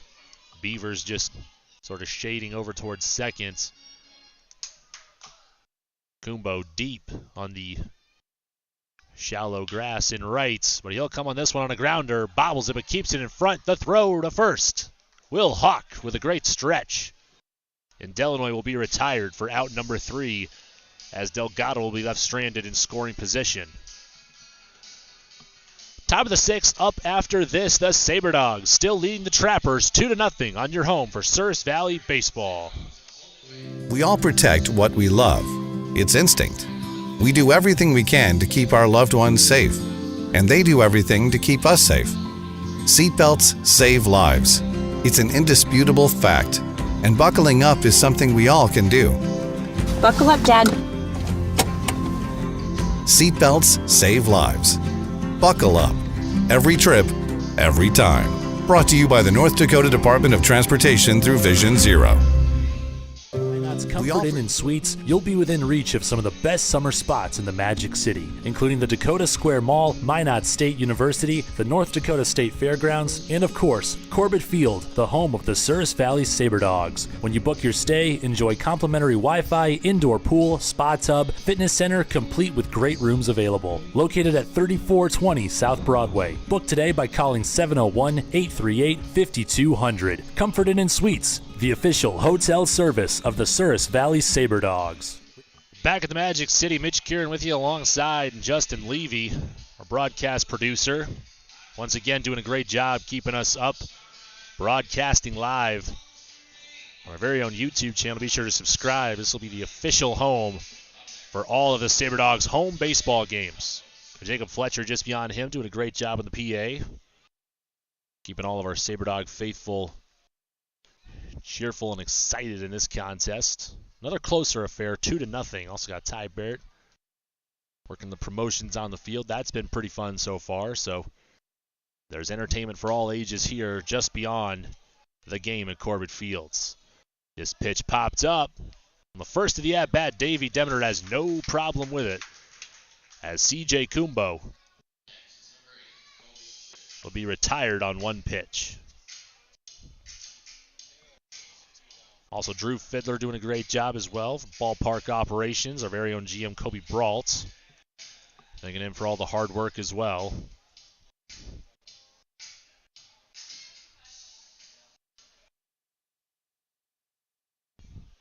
And this one called strike one in the outer half. It's a Colby Rich. Starting to stack good games offensively here. 1 for 3 yesterday and 1 for 2 so far. Takes a nice swing. But swings right through a pitch on the outer half. Missing for strike 2.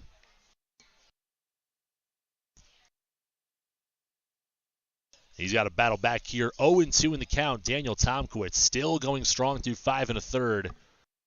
76 pitches we have him unofficially for. And the third, Delgado got to slide over to keep this one in front.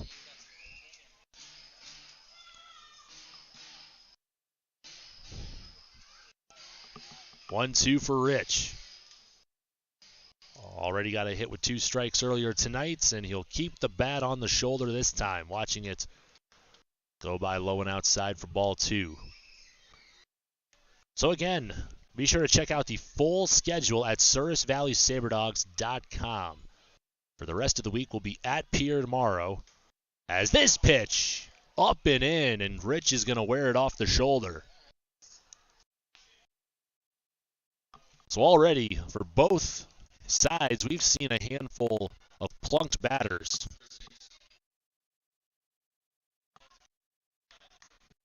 See it happen this many times. Obviously, not intentional. Wouldn't have gotten him to a 2-strike count. If that were the case. So he will lead off first here. Tomkowitz now got to face Will Hawk. And he'll hold him at first that time. So after the 1 road game trip to Pierre tomorrow, the Sabre Dogs will be right back at home for another 4-game series back against the Red River Pilots. Stretching from Friday through Monday nights.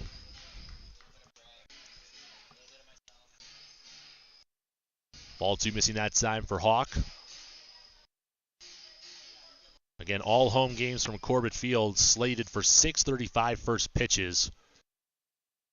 Monday through Saturday, but Sunday games at 5:35. This one hit high and deep to the gap in right center, but just didn't get all of it. Pelayo will move over to make the grab for out number 2.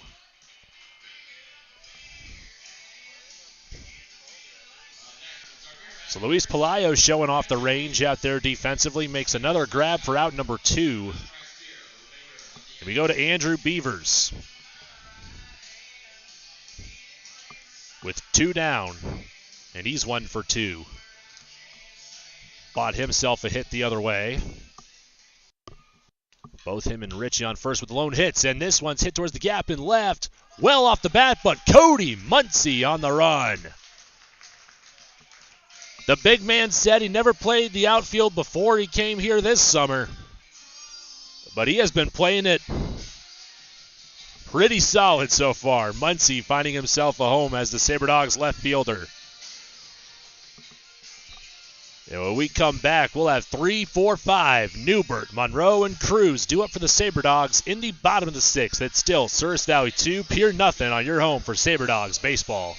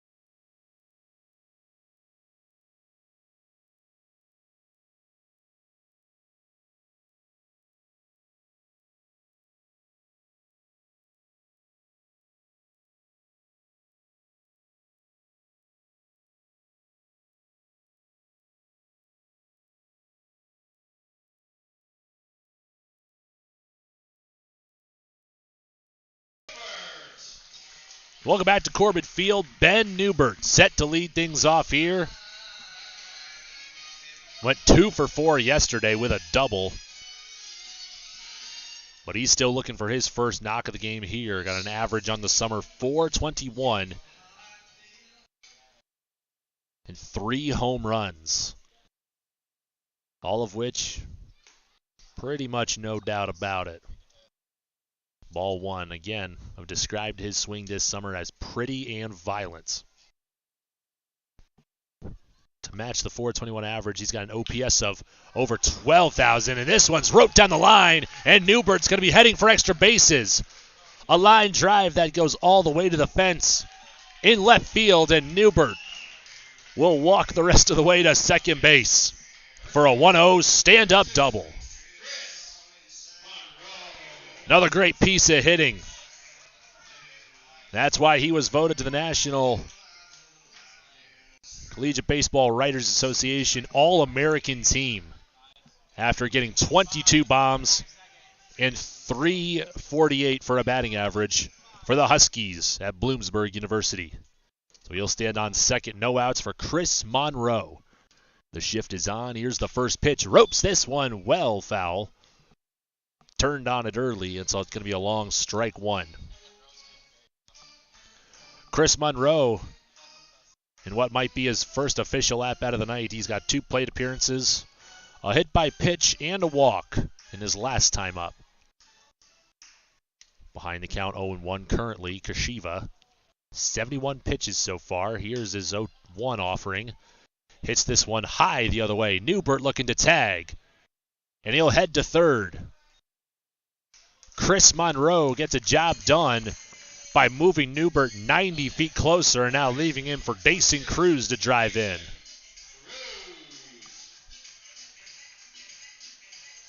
So now Dason Cruz 1 for 2 on the night.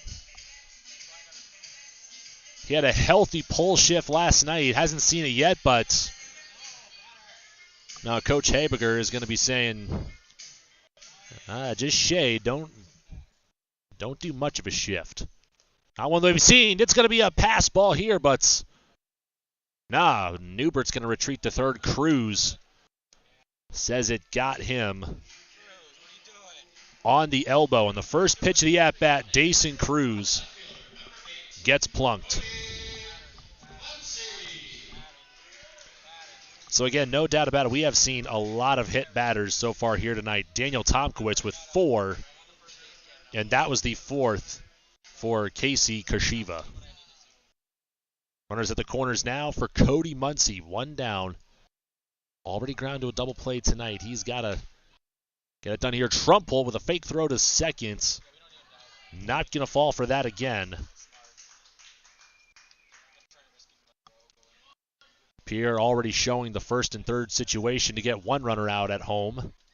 So Cruz will just cleanly steal second. Newbert at third. Now 2 ducks in the pond. That should take away the double play opportunity on the ground. Muncy behind the count 0-1. And this pitch missing low for a ball.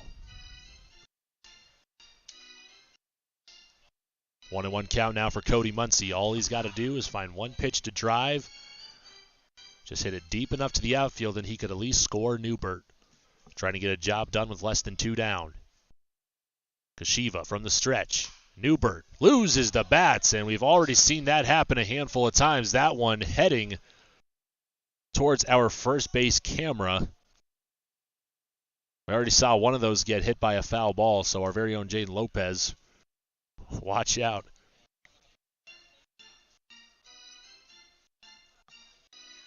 There's about 31 to 32 ounces of wood flying through the air. The foul ball will be strike 2. And again, we've already seen thrown bats, but second time it's a foul ball. So Muncy gets some pine tar. Still the natural no batting glove look. Hold on to the bat this time it'll just be another foul ball.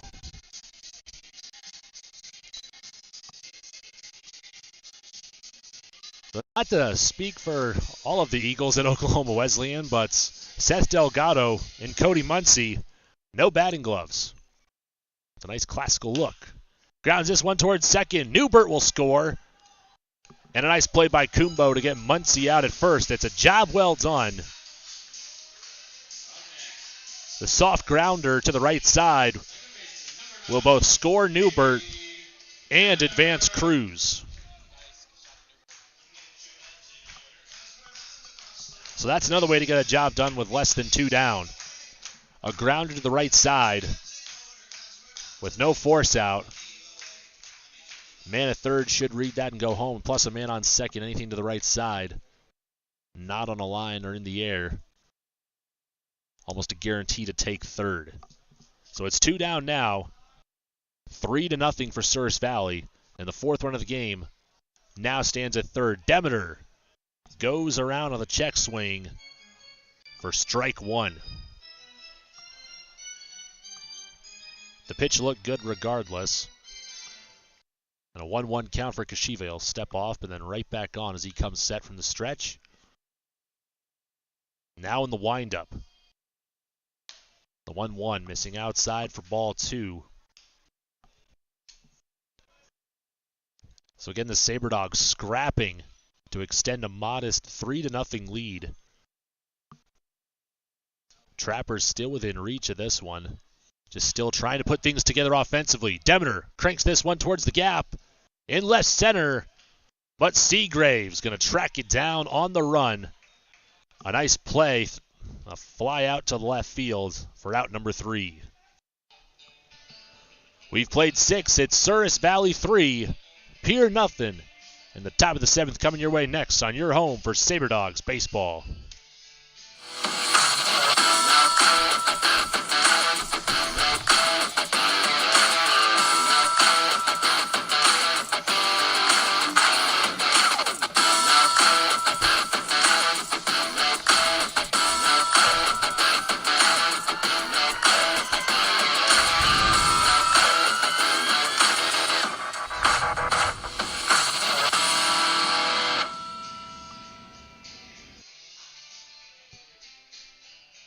To stay at Minot's Comfort Inn and Suites, you'll be within reach of some of the best summer spots in the Magic City, including the Dakota Square Mall, Minot State University, the North Dakota State Fairgrounds, and of course, Corbett Field, the home of the Souris Valley Sabre Dogs. When you book your stay, enjoy complimentary Wi-Fi, indoor pool, spa tub, fitness center, complete with great rooms available. Located at 3420 South Broadway. Book today by calling 701-838-5200. Comfort Inn and Suites, the official hotel service of the Souris Valley Sabre Dogs. 3-0 ball game here, still having more fun in between the innings. Another great promotion by another proud supporter of the Souris Valley Sabre Dogs. For Vision Zero, reminding you to drive safely and responsibly. So Daniel Tomkowitz, through 6 innings, he's got 82 pitches thrown. But he's looking to go 7 strong at the very least. Yet to see a complete game so far from any Sabre Dog pitchers so far this season. And that might be difficult to achieve on a 120 pitch count. A limit, that is. He'll start off Trevor Seagraves in the first pitch of the at-bat. Up and in on a crisp fastball, missing for ball 1. Tomkowitz through 6 completes 7 struck-out batters. He has plunked 8, given up 2 hits, but yet to walk a guy. Second pitch of the at-bat, missing for ball 2.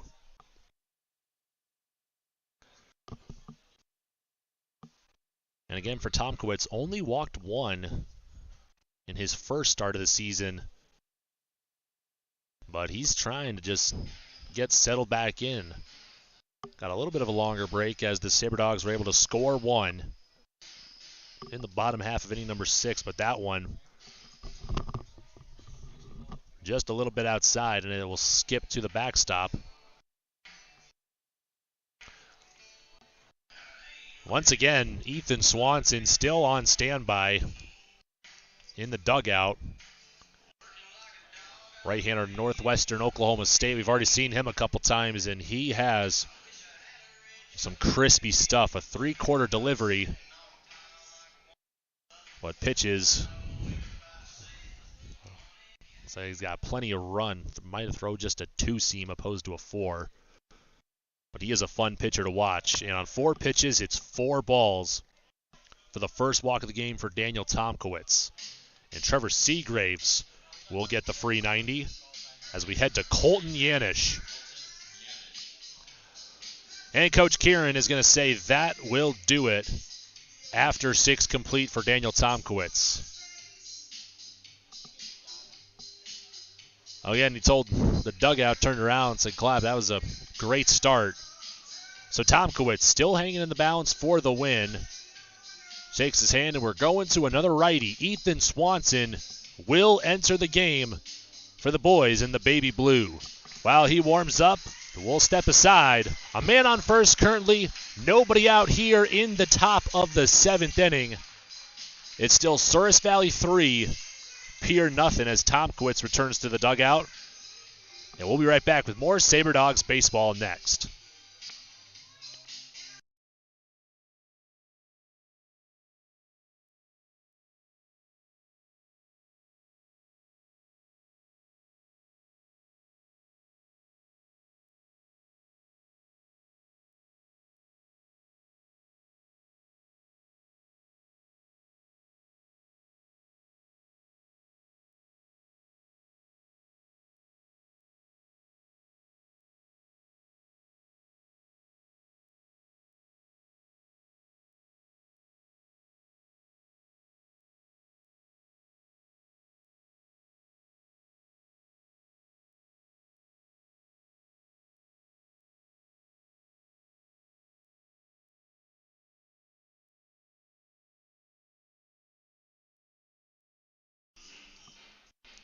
Welcome into the game out of Northwestern Oklahoma State University. Ethan Swanson making his 3rd appearance here tonight. So far, he's thrown 3 innings. Hasn't been in any deciding situations just yet. Could be up for the save tonight. Should he stay in? He's given up 3 runs, only 1 of them earned so far in the season, only walking 1 batter, and striking out 7. Got an ERA right at 3.00, and opposing hitters only hitting 167 against the righty from Alva, Oklahoma so far on the summer. And again, Swanson, another one of those strikeout pitchers, and he put some heat on it. Sitting in the low 90s, and his stuff moves. A plethora of pitches, 2-seam slider, and showing the curveball now, coming in more like a slider. And it looks like he's ready to go. Well, not just yet. It looked like he was. Yanish will retreat for another pitch. So taking a look at Ethan Swanson's spring numbers. A 7.1 ERA. But again, still finds ways to strike guys out. 69 strikeouts through 55 innings. He's only walked 44. Now let's see what he can do here against Colton Yanish. 0 for 2 so far. The tying run is on deck. First pitch. Big swing and a miss. For strike 1. Yanish on the summer, again, a 125 average. Only has 1 hit in 8 at-bats, so still plenty of room to build up those stats. Second pitch, called, strike 2 on the inside. Either family or a host family, but Swanson's got a #1 fan in the front row here. Love to see it. The sign held up. It says, strike them out, Ethan. Love to see a lot of support for Swanson as that pitch misses outside for ball 1. Yanish, another young batter, a freshman out of Illinois Valley Community College. Bit of a taller drink of water. And a curveball in there, called for strike 3. On the 1-2, and Swanson with a great first at-bat here, ending in a backwards K.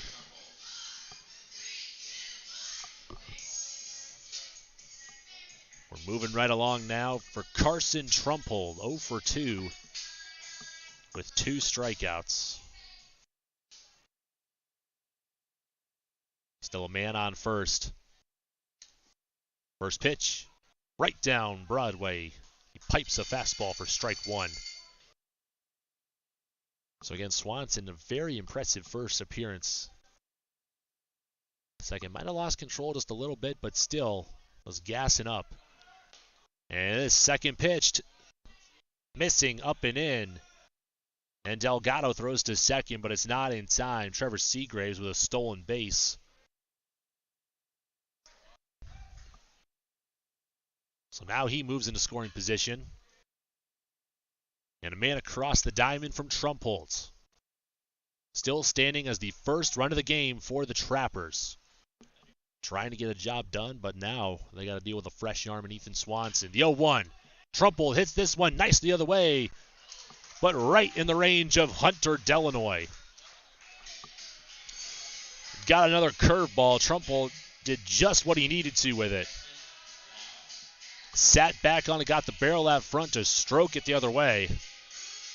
And Hunter Delanoy might have got caught up reading that one, but still made the adjustment in his route and made the grab for out number 2. Seagrave still at second, no tag, and will go now to Preston Lau. First pitch, swung on, chopped on the ground, and Swanson right there to make the easy play for out number 3.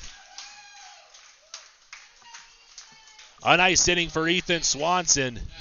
Sits all 3 of his batters down in order, and we're going to stretch things out here in the middle of the 7th. The Sabre Dogs coming up to bat with a 3-0 lead over the Trappers. More baseball next on your home for Sabre Dogs baseball.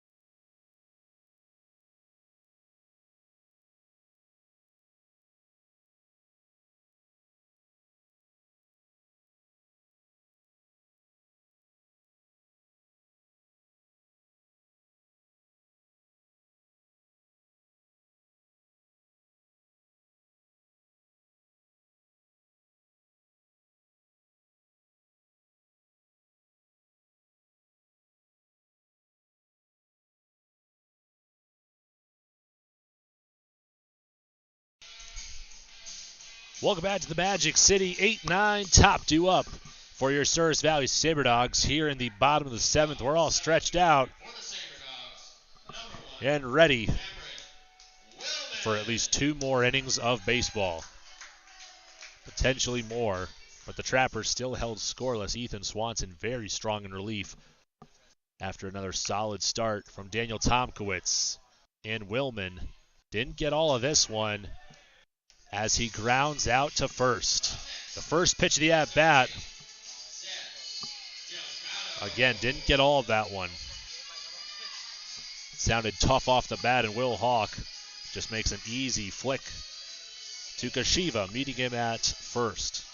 And again, Casey Kashiva, now with his first out after 6 complete, just 83 pitches thrown so far. Looks like he's still got more in the tank. Some Trapper gray jerseys hanging out in the visiting bullpen. So only time will tell if we'll see a man in relief, or if Kashiva can retire the Sabre Dogs before he hits his pitch limit. It's 0-1 after the swing and the miss from Delgado. Here's the second. Cranks this one high the other way. It's down the line. Drifting foul. And just getting away from Will Hawk and Preston Lau, giving great hustle towards the right side of the field in foul territory.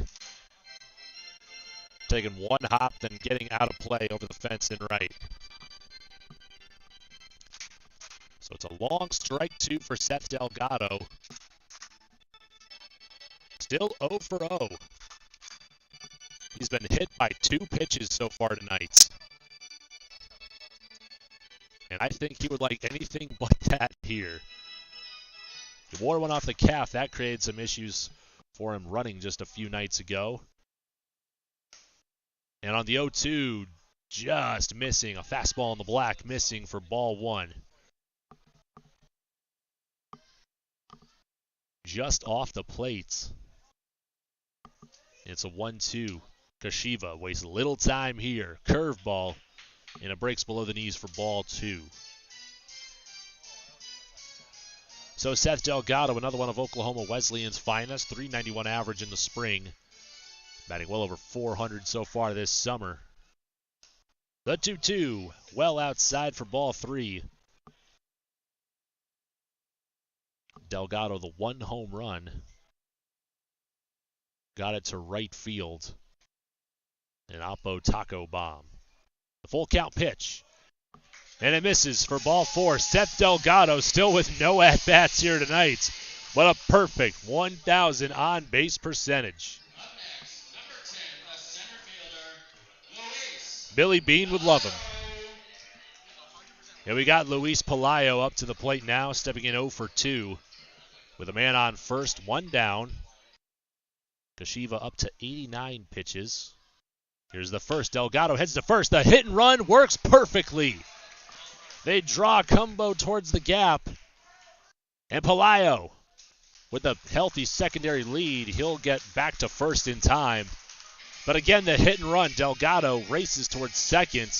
The middle infielder heads to the bag. And that leaves a big enough hole for Pelayo to slap one through into right. And Delgado on the hustle reaches third. With runners at the corners after the single, we go to Hunter Delanoy. 1 for 3 with 1 run batted in.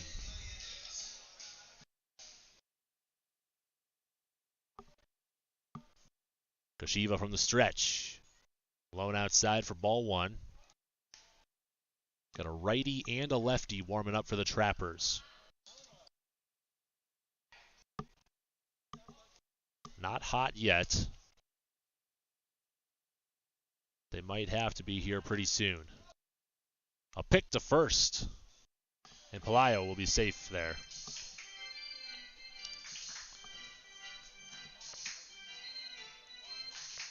.1-0 count for Hunter Delanoy. An astonishing OPS currently of 1443. Pelayo heads for second. The throw, not in time. Pelayo almost coming off the bag, but he at least keeps the toes or the fingertips on it. And Delgado, learning the lesson from earlier, he will stay at third. It's ball 2 at the plate. As Delanoy laid off, Pelayo with just a clean steal. Not a bad throw at all from Trumpold. They almost caught the speedster. A hitter's count, 2 ducks on the pond. A good situation to be in for the hitter. And this one will skip away from Trumpold. Delgado, he will just hit the brakes as this one will go to the corner. Still stays in play, but no play at the plate after the pass ball. For ball 3, Delgado scores. Pelayo takes third. It's 4-0 for Souris Valley here in the bottom half of inning number 7. Delanoy might have the green light here. The 3-0 pitch. And outside, ball 4. Like Michael Bublé, he's feeling good. Ben Newbert, 1 for 3. Cranked out a double his last time. He's 1 for 3, and we might be looking at a new arm here. Not a bad game whatsoever for Casey Kashiva again. Limiting the damage after the Sabre Dogs were white hot at the plate for 3 straight games. But I don't believe his night might be done just yet. Kashiva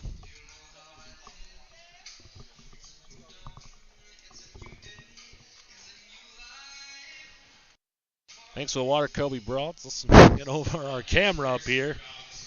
Designated hitter number 31, Ben Newbert. Yeah, we got Ben Newbert up to the plate now.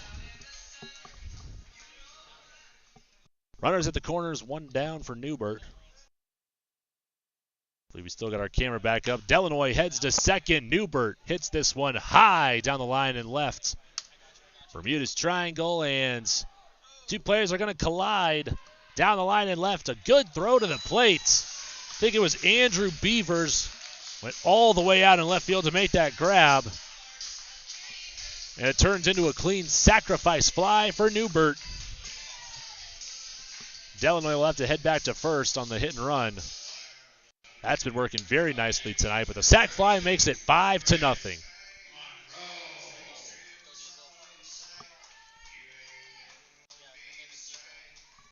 Runner on first, one down, still 5-0 for Souris Valley, and we got Chris Monroe stepping in, 0 for 1. Hit by one pitch, walked in his next at-bat. His plate appearance, for that matter. His only at-bat coming on a flyout. Takes the first pitch on the outer half, called strike one. Monroe, the big chip out of Central Michigan. The second pitch. Ropes this one down the line and right at Rich at third. A tough line out for out number 3. And that'll do it for the Dogs in the 7th. 2-run score, 1 base hit, no errors on 15 pitches from Casey Kashiva. Top of the 8th coming up. It's Souris Valley 5, Pierre nothing on your home for Sabre Dogs baseball. Protect what we love. It's instinct. We do everything we can to keep our loved ones safe, and they do everything to keep us safe. Seatbelts save lives. It's an indisputable fact, and buckling up is something we all can do. Buckle up, Dad. Seatbelts save lives. Buckle up. Every trip, every time. Brought to you by the North Dakota Department of Transportation through Vision Zero.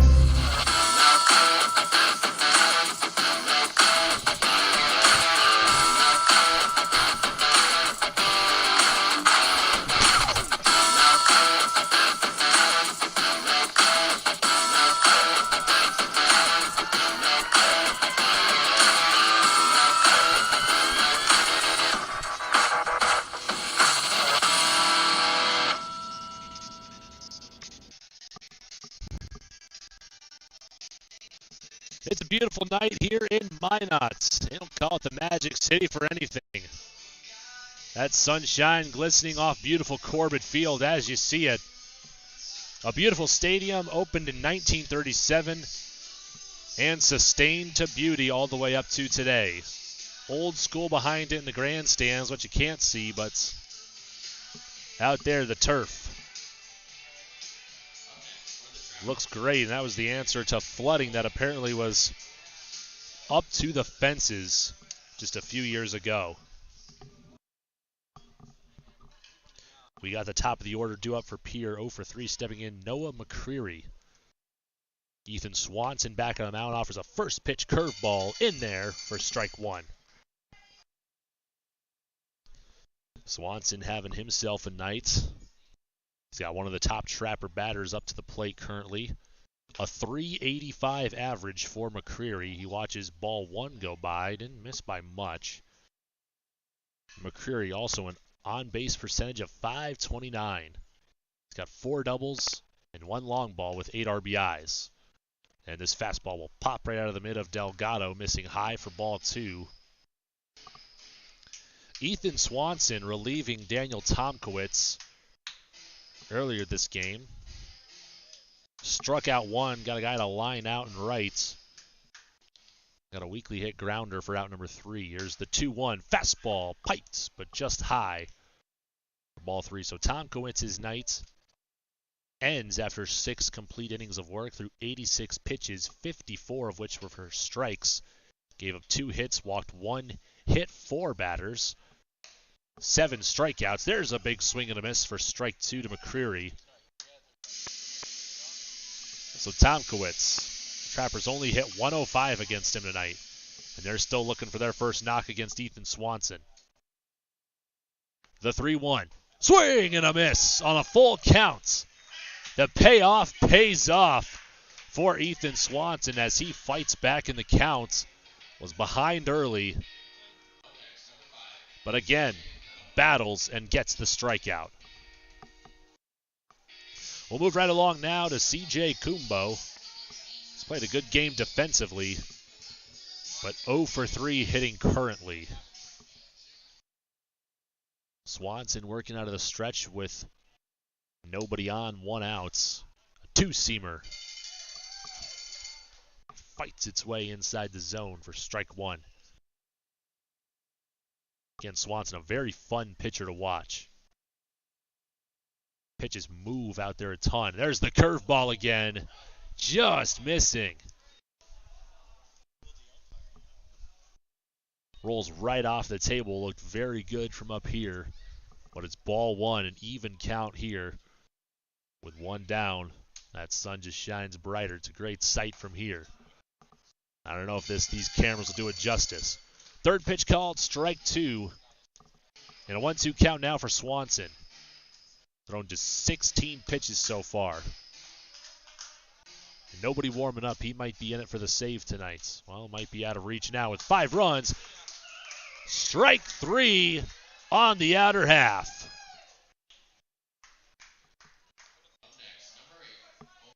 Kumbo thought it was outside, but it ran just back in enough. Fastball in the black for strike 3. And now we got Colby Rich having another nice night at the plate. 1 for 3 yesterday, 1 for 2 tonight. It's 1 hit.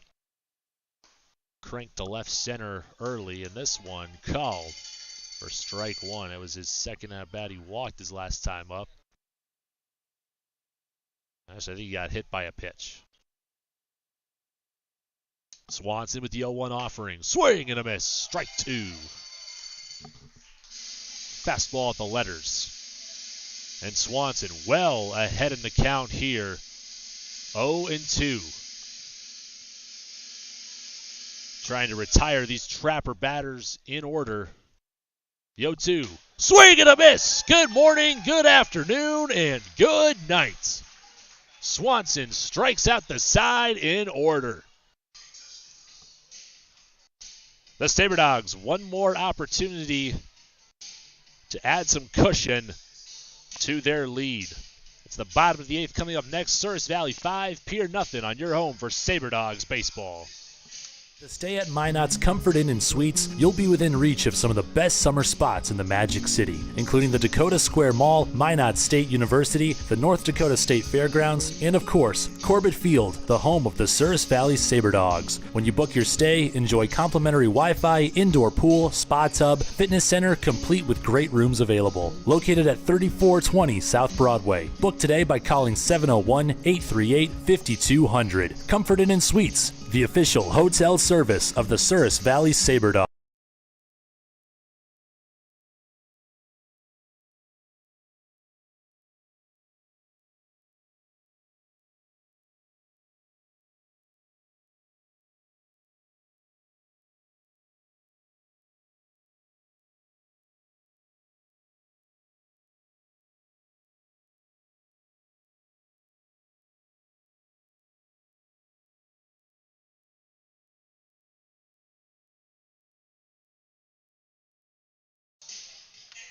Welcome back to the Magic City. Brady Glenn now into pitch for the Trappers.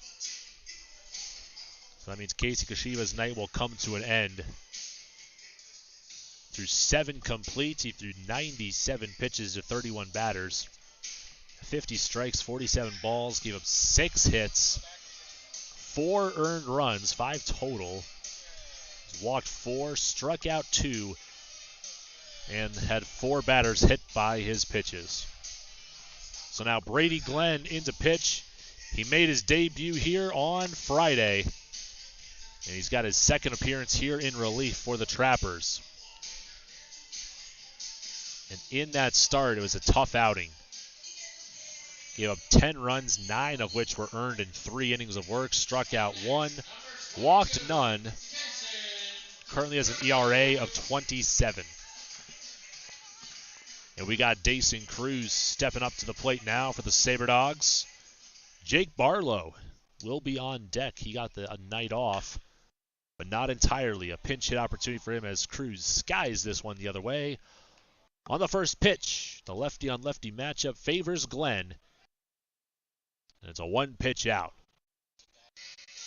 So Seagraves catches that one, and we got Jake Barlow pinch hitting for Cody Muncy.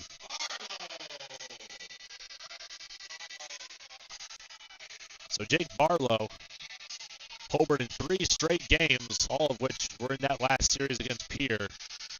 Last night, not quite his night at the plates. Let's see what he can do here off the bench on a night off. His first pitch low and away, ball 1. Again, all year long I've been calling him one of Delta State's finest, and that is not just an opinion, that's a fact. The 1-0 hits this one on a line, but foul. Gets around that pitch for a long strike 1. Barlow, recently building up his batting average to .343, a .714 slugging. He's got 2 doubles, a triple, 3 home runs, and 12 RBIs. Third pitch of the at-bat, low and away for ball 2. And a 2-1 count now. Barlow ahead in the count for Brady Glenn. Nobody on base. Working from the stretch with 1 down. He'll foul this one away. Nobody will pinch hit for Demeter. He'll stand on deck. After fouling off another Barlow, let the battle back here work with 2. The 2-2. Barlow hits this one a ton. It's carrying, and it's down. A ground rule double for Jake Barlow. Got all of that one, a pitch on the inner half, and he cranks it. Makes that great sound off the bats. Thought it might have had a chance, but Trevor Seagraves played it nicely, gave a great effort on the dive. It takes 1 hop, and it's up over the fence. And Jamie Habiger back out there on the mound, talking things over with Glenn, and we got another guy coming in from the bullpen. We might be looking at another relief pitcher here for Pierre. Wonder if Glenn might be starting here either tomorrow or soon, but he'll be checking out. We'll get the new pitcher here as it's a short stay in the game. Just 6 pitches thrown for Brady Glenn. And it'll be Nick Blessing coming in for the Trappers. We'll let him warm up, and we'll be right back for more baseball. We got 1 man on second, 1 down, and the Sabre Dogs still batting here in the bottom of the 8th with a 5-0 lead. We'll be right back, and you're home for Sabre Dogs baseball.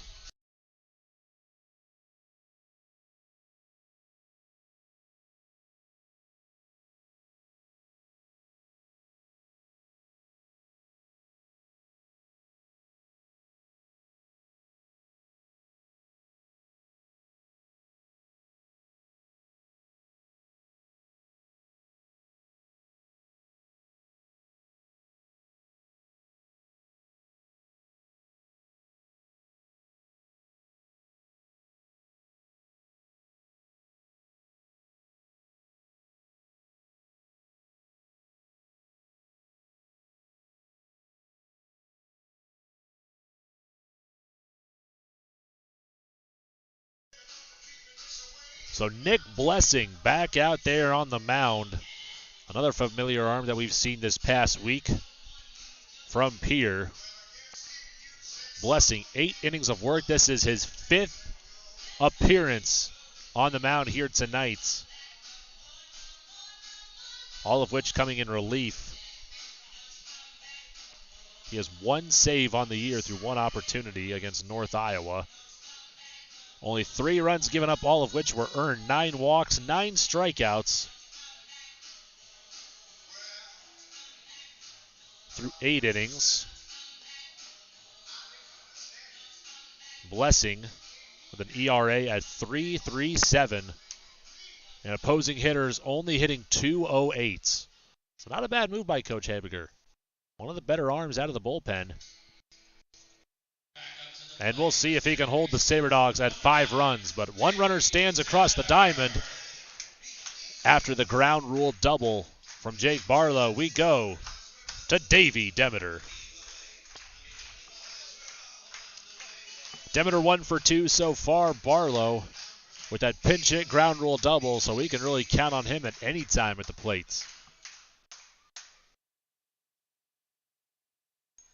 First pitch for Blessing. And that's up and in, missing for ball 1. And we don't need any more hit by pitches this game. We've already seen 8 total, 4 each for both the teams. Second pitch of the at-bat, fastball in there, called for a strike. And a 1-1 count now for Demeter.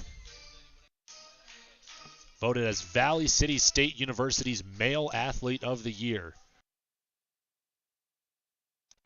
Out of many teams for the Vikings, a hit and run, and Demeter pops this one up towards straightaway left.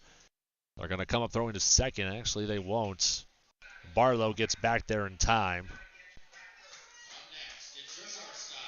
Just a clean fly out to left field to retire Demeter.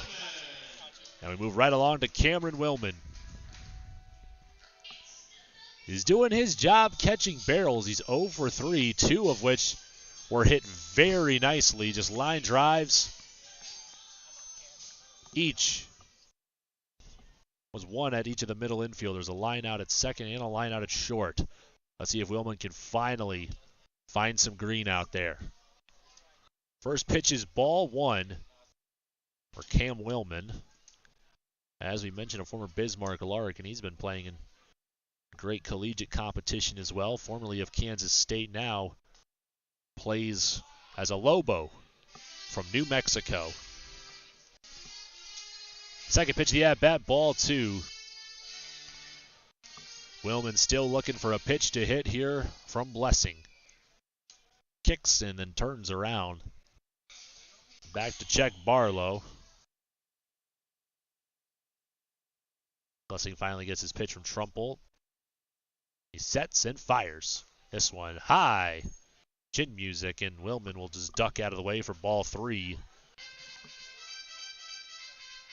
Again, most of these pitchers missing up and inside, so that's leaving a lot of close calls on these pitches. It's 3-0 for Cam Willman. Likely has the green light, but he'll keep the bat on the shoulder for strike 1. Get me over fastball. Still a 3-1 hitters count, Willman. Due, but he will not get a pitch to hit this at-bats. Barlow steals 3 on the last pitch as Willman walks. And we got men at first and third. Now, I mentioned this earlier tonight. Seth Delgado and Cody Muncy don't believe in batting gloves. Shouldn't say that because Delgado has some gloves on there out there right now. It was actually earlier this week in batting practice. Coach Kieran asked when Delgado wore some batting gloves, "What are you doing? This doesn't look right for you." On the first pitch of the at-bats, ball 1, and Willman heads to second. We got 2 runners in scoring position for Seth Delgado.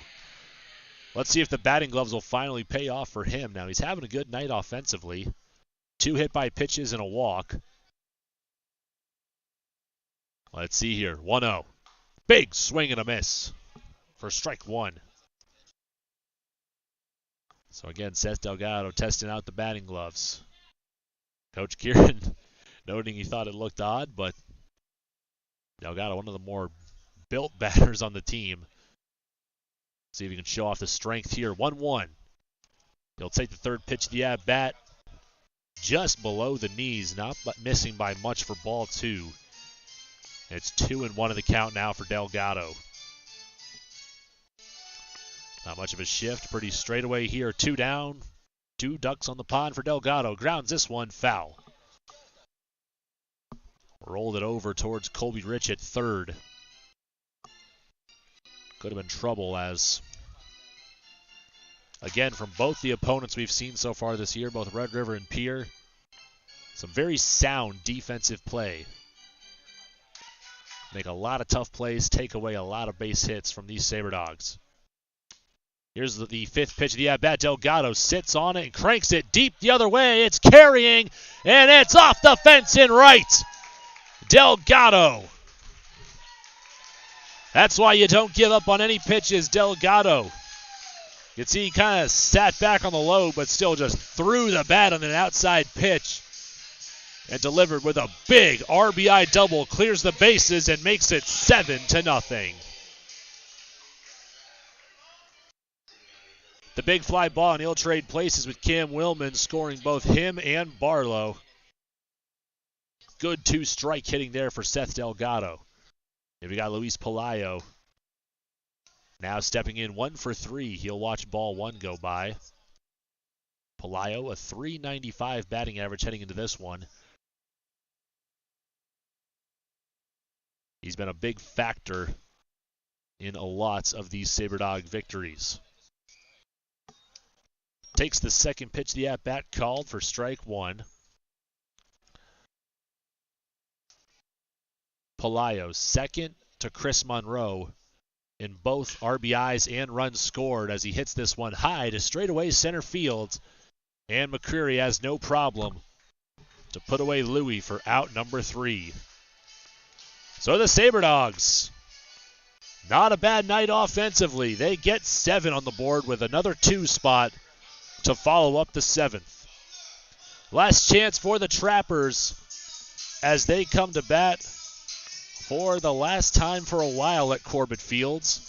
It's 7-0 as we go to the top of the 9th inning next on your home for SaberDogs baseball.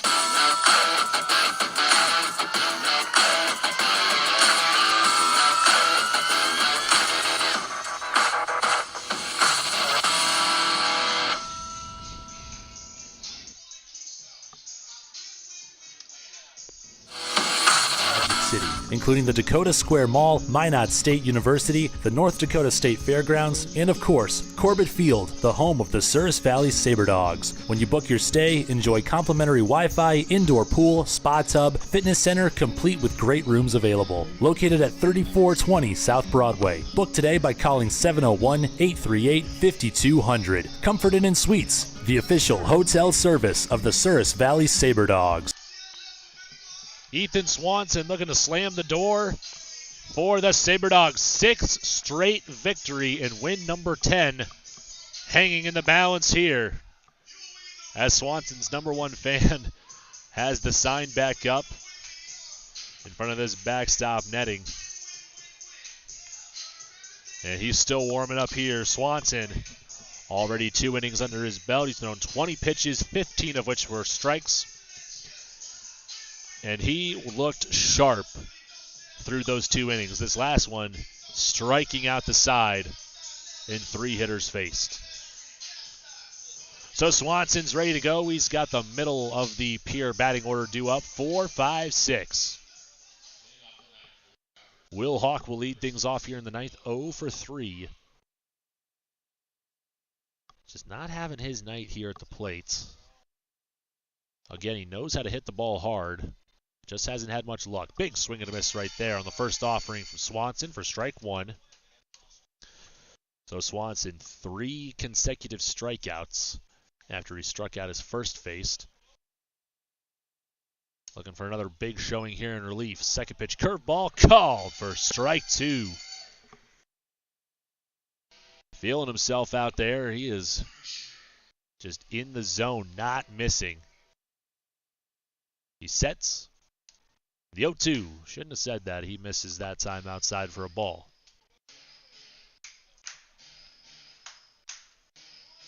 Again, when Will Swanson is on lookout, like many of these Souris Valley pitchers, he knows how to strike guys out. The 1-2.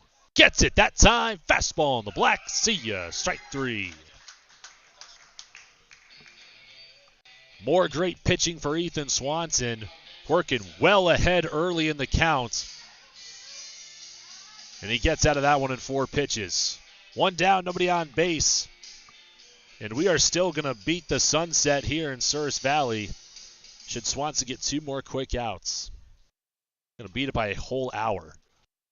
First pitch curveball to Beavers.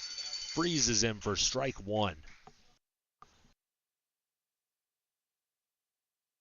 Thing starts high, but it's a curveball that gets to the plate in a hurry and plenty of movement. The 0-1 then comes inside hard with the 2-seamer for strike 2. Another good pitch, starts off soft and goes hard. Let's see what he'll do here. Back ahead in the count, 0-2 for the second straight at bat. This time, curveball up and in. Beavers has to duck out of the way for ball one. Swanson still getting ahead here, throwing 27 pitches here through 2 1/3. 7 this inning. Sets him to stretch. The 1-2. Fastball, swing and a miss. Strike 3. The 6th strikeout of the game for Ethan Swanson. One more and he will match Daniel Tomkowitz in the start. One more out for Souris Valley, getting to win number 10 and 6 in a row to still extend their highest win streak on the year so far. We got Trevor Seagrave stepping in 0 for 1.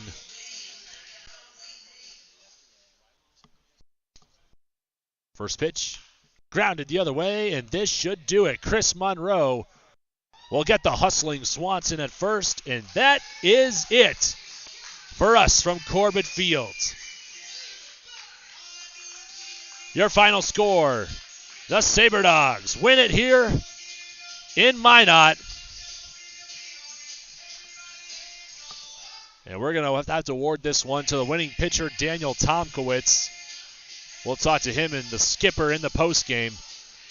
Coming up momentarily, your final score after 9, 7-0, the Sabre Dogs beat the Trappers. We'll have the postgame show coming at you live next from the First Western Bank and Trust broadcasting booth when we come back, so sit tight.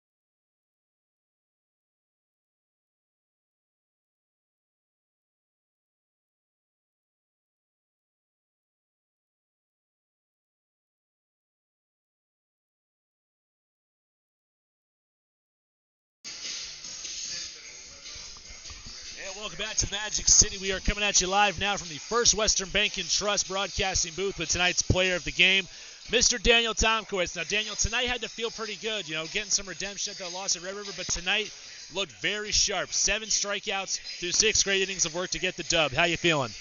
I'm feeling really good. It always feels good to bounce back like that and know that your teammates have your back, and it was just a good day all around.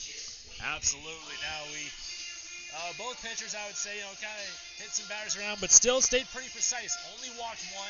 You only gave up the 2 hits, and you still held the Trappers scoreless. So, got to be happy with that. What are you trying to focus on when you're out there on the mound? I'm just trying to attack hitters all the time, throw a lot of strikes. I know I have a great defense behind me, so it frees me up to be able to throw strikes and know that any contact is going to play in my favor. So. Well, awesome, man. So definitely very happy after that performance. I think we got 3 runs at your back there, so plenty of confidence in your teammates as well. And I guess, yeah, anything else you want to add here as our player of the game? Go Dogs. Love it. Daniel, great game for pitching, man. Thank you. Yep. And our winning pitcher, Daniel Tomkowitz. Also, Ethan Swanson in relief. And we'll now bring the skipper, Coach K, onto the post-game show. All right, thank you. Good to go. As looking up and down the lineup, only 8 total hits, no multi-hit games offensively for the Sabre Dogs, as we got Coach Kieran back in here flashing the dub. And it's got to feel good, Coach. First team to get to 10 on the year, and that's now 6 in a row. How's it feel? I think we might be the first team in summer collegiate baseball to get to 10 wins. I mean, 10-1, that's nothing to sleep about. I mean, we should be extremely proud. Even I think offensively, the last 2 games we haven't been great, but we did enough today. We won in a different element. We stole a lot of bags, and then late we scored, I think 3 straight innings. And we scored, I think, 5 or 6 different innings. So, I mean, we did a nice job. It's just we couldn't rely on the long ball tonight. But on the mound, Dan was awesome. I still think he's got another level to his game. I think that's how good he is. And then Swanson, that's the best he's looked. I mean, he was gross. He was up to 95 tonight with a hammer curveball. Good changeup. I mean, that kid's good. I mean, he is a really good pitcher, and we're lucky to have him. Our bullpen doesn't get enough love, but they're really good.